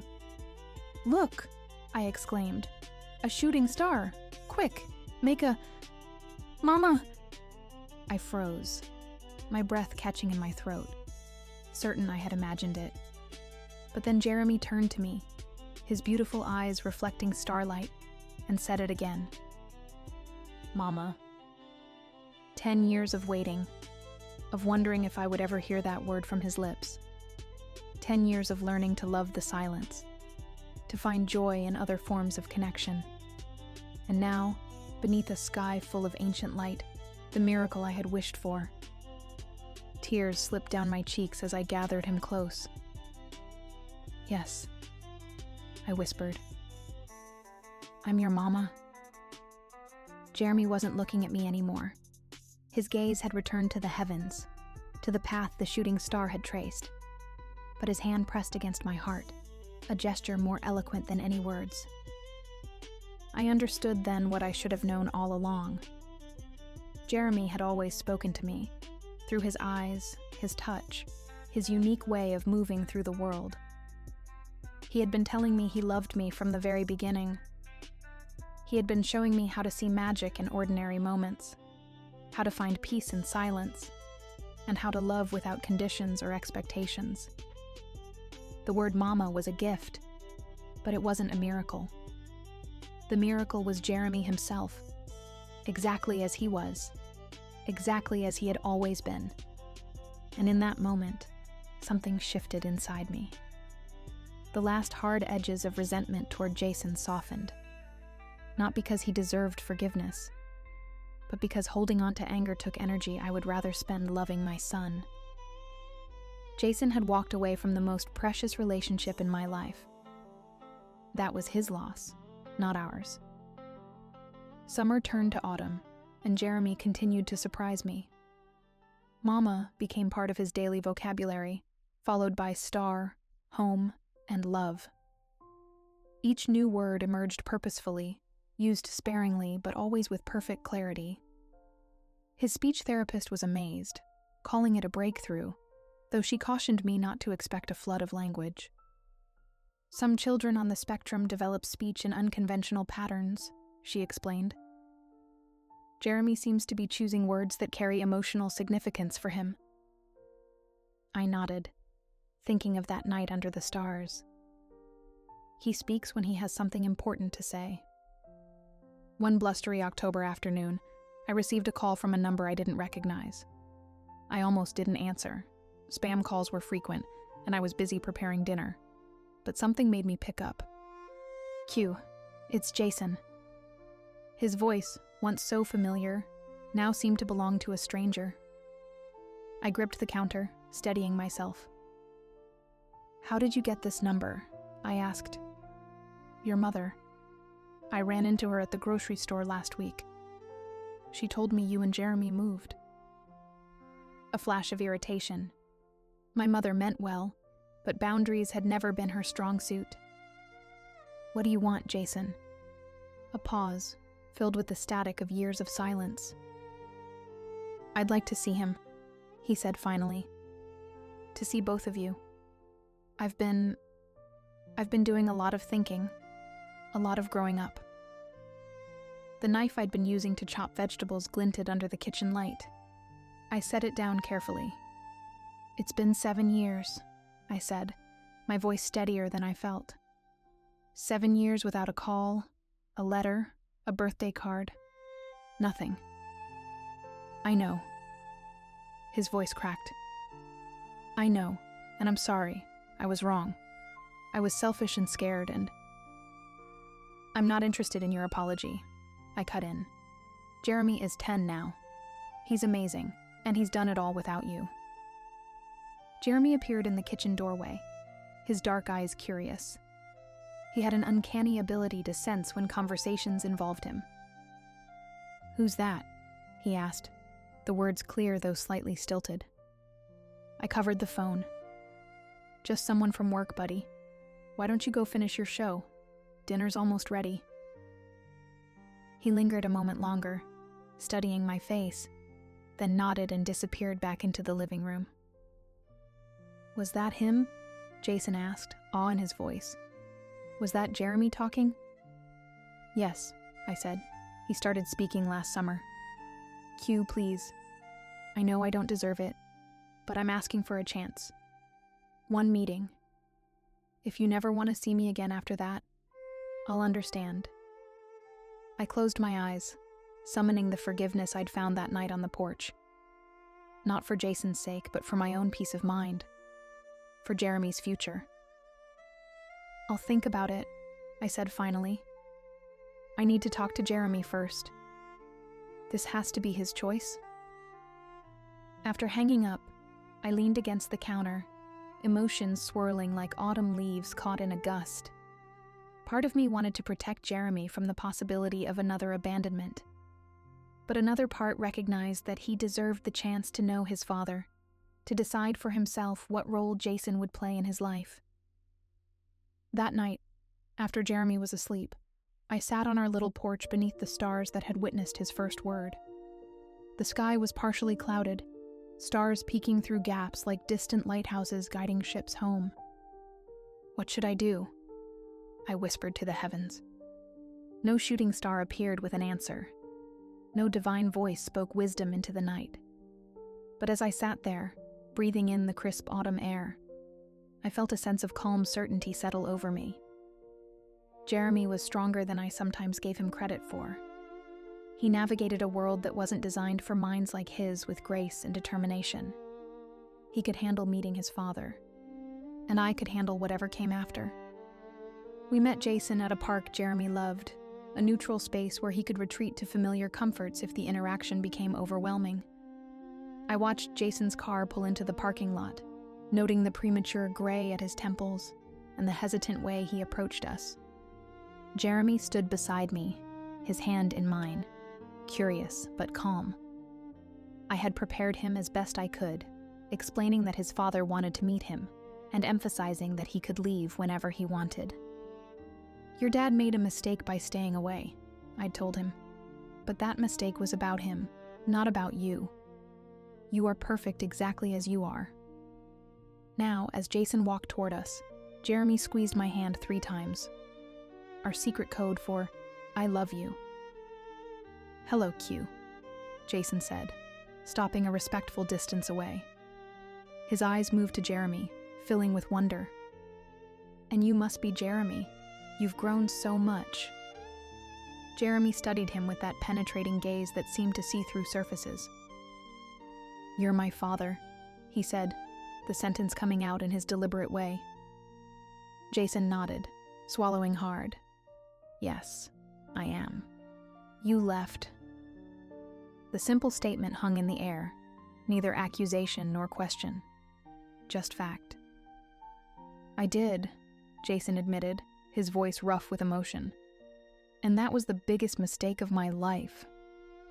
Jeremy considered this, his head tilted slightly. "People make mistakes," he said finally, echoing words I had often used to help him navigate social situations. A ghost of a smile touched Jason's lips. "Yes, they do. Big ones sometimes." Jeremy nodded, accepting this truth with the straightforward wisdom that often took my breath away. "I want to show you something," he said, turning toward the playground. I released his hand, watching as he led Jason to the swings, his favorite spot in the park. To my surprise, Jeremy sat down and asked Jason to push him. As he soared higher, his laughter rang out, a sound so pure it brought tears to my eyes. Standing apart, giving them space for this first tentative connection, I felt something release in my chest. Not forgiveness exactly. That was still evolving, a slow unfurling. But acceptance. Acceptance that our story wasn't finished yet, that new chapters could be written even after painful endings. The reunion didn't immediately transform us into a traditional family. Jason and I had too much history, too many wounds still healing for that. But it did open a door for Jeremy to know the other half of where he came from. Over the following months, Jason became a cautious presence in our lives. Sunday afternoon visits, phone calls, a genuine effort to understand autism and to connect with Jeremy on Jeremy's terms. He marveled at each new word Jeremy spoke, each interest he developed, each milestone he reached. "He's incredible," Jason said one evening, as we watched Jeremy arrange his collection of rocks by type and color, his focus absolute. "I missed so much." "Yes," I agreed, neither softening the truth nor wielding it as a weapon. "You did." Jason nodded, accepting the weight of those years. "Thank you," he said quietly, "for being everything he needed, for being strong enough for both of us." I looked at him then, really looked at him, and saw not the man who had left, but a person humbled by his mistakes, attempting to find his way back to something valuable he had discarded. "I wasn't always strong," I admitted. "There were days I fell apart after he went to sleep. Days I wondered if I was doing enough, being enough." "But you stayed," Jason said. That's the difference between us. I thought about that night on the porch, about stars and wishes and unexpected perfect words, about how sometimes the miracles we pray for come wrapped in struggle, hidden in heartache, shining in quiet moments of love. Yes, I said. I stayed, and I found out that was where the magic was all along. Jeremy turned 11 that spring, celebrating with a small gathering of classmates who had learned to appreciate his unique perspective. He asked for a star-themed party, so I hung fairy lights from trees in our backyard and scattered star-shaped confetti across the tables. We stayed up late that night, just the two of us, lying on a blanket in the grass and watching for shooting stars. "Make a wish," I said, when one streaked across the sky, leaving a trail of silver in its wake. Jeremy closed his eyes, his lips moving silently. When he opened them again, he turned to me with a smile that held all the wisdom and wonder of his beautiful mind. "I already have everything," he said, his hand finding mine in the darkness. I squeezed his fingers, marveling at how this child, this extraordinary, miraculous child, had taught me more about love than anyone else ever could. How he had shown me that words weren't the only way to speak, that silence could be full of meaning, and that the most profound connections transcended language entirely. We had weathered abandonment and found strength in one another. We had faced challenges and discovered joy in unexpected places. We had learned that forgiveness wasn't about erasing the past, but about creating space for a different future. And now, beneath a sky full of ancient light, I made my own silent wish. Not for anything we lacked, but in gratitude for everything we'd found.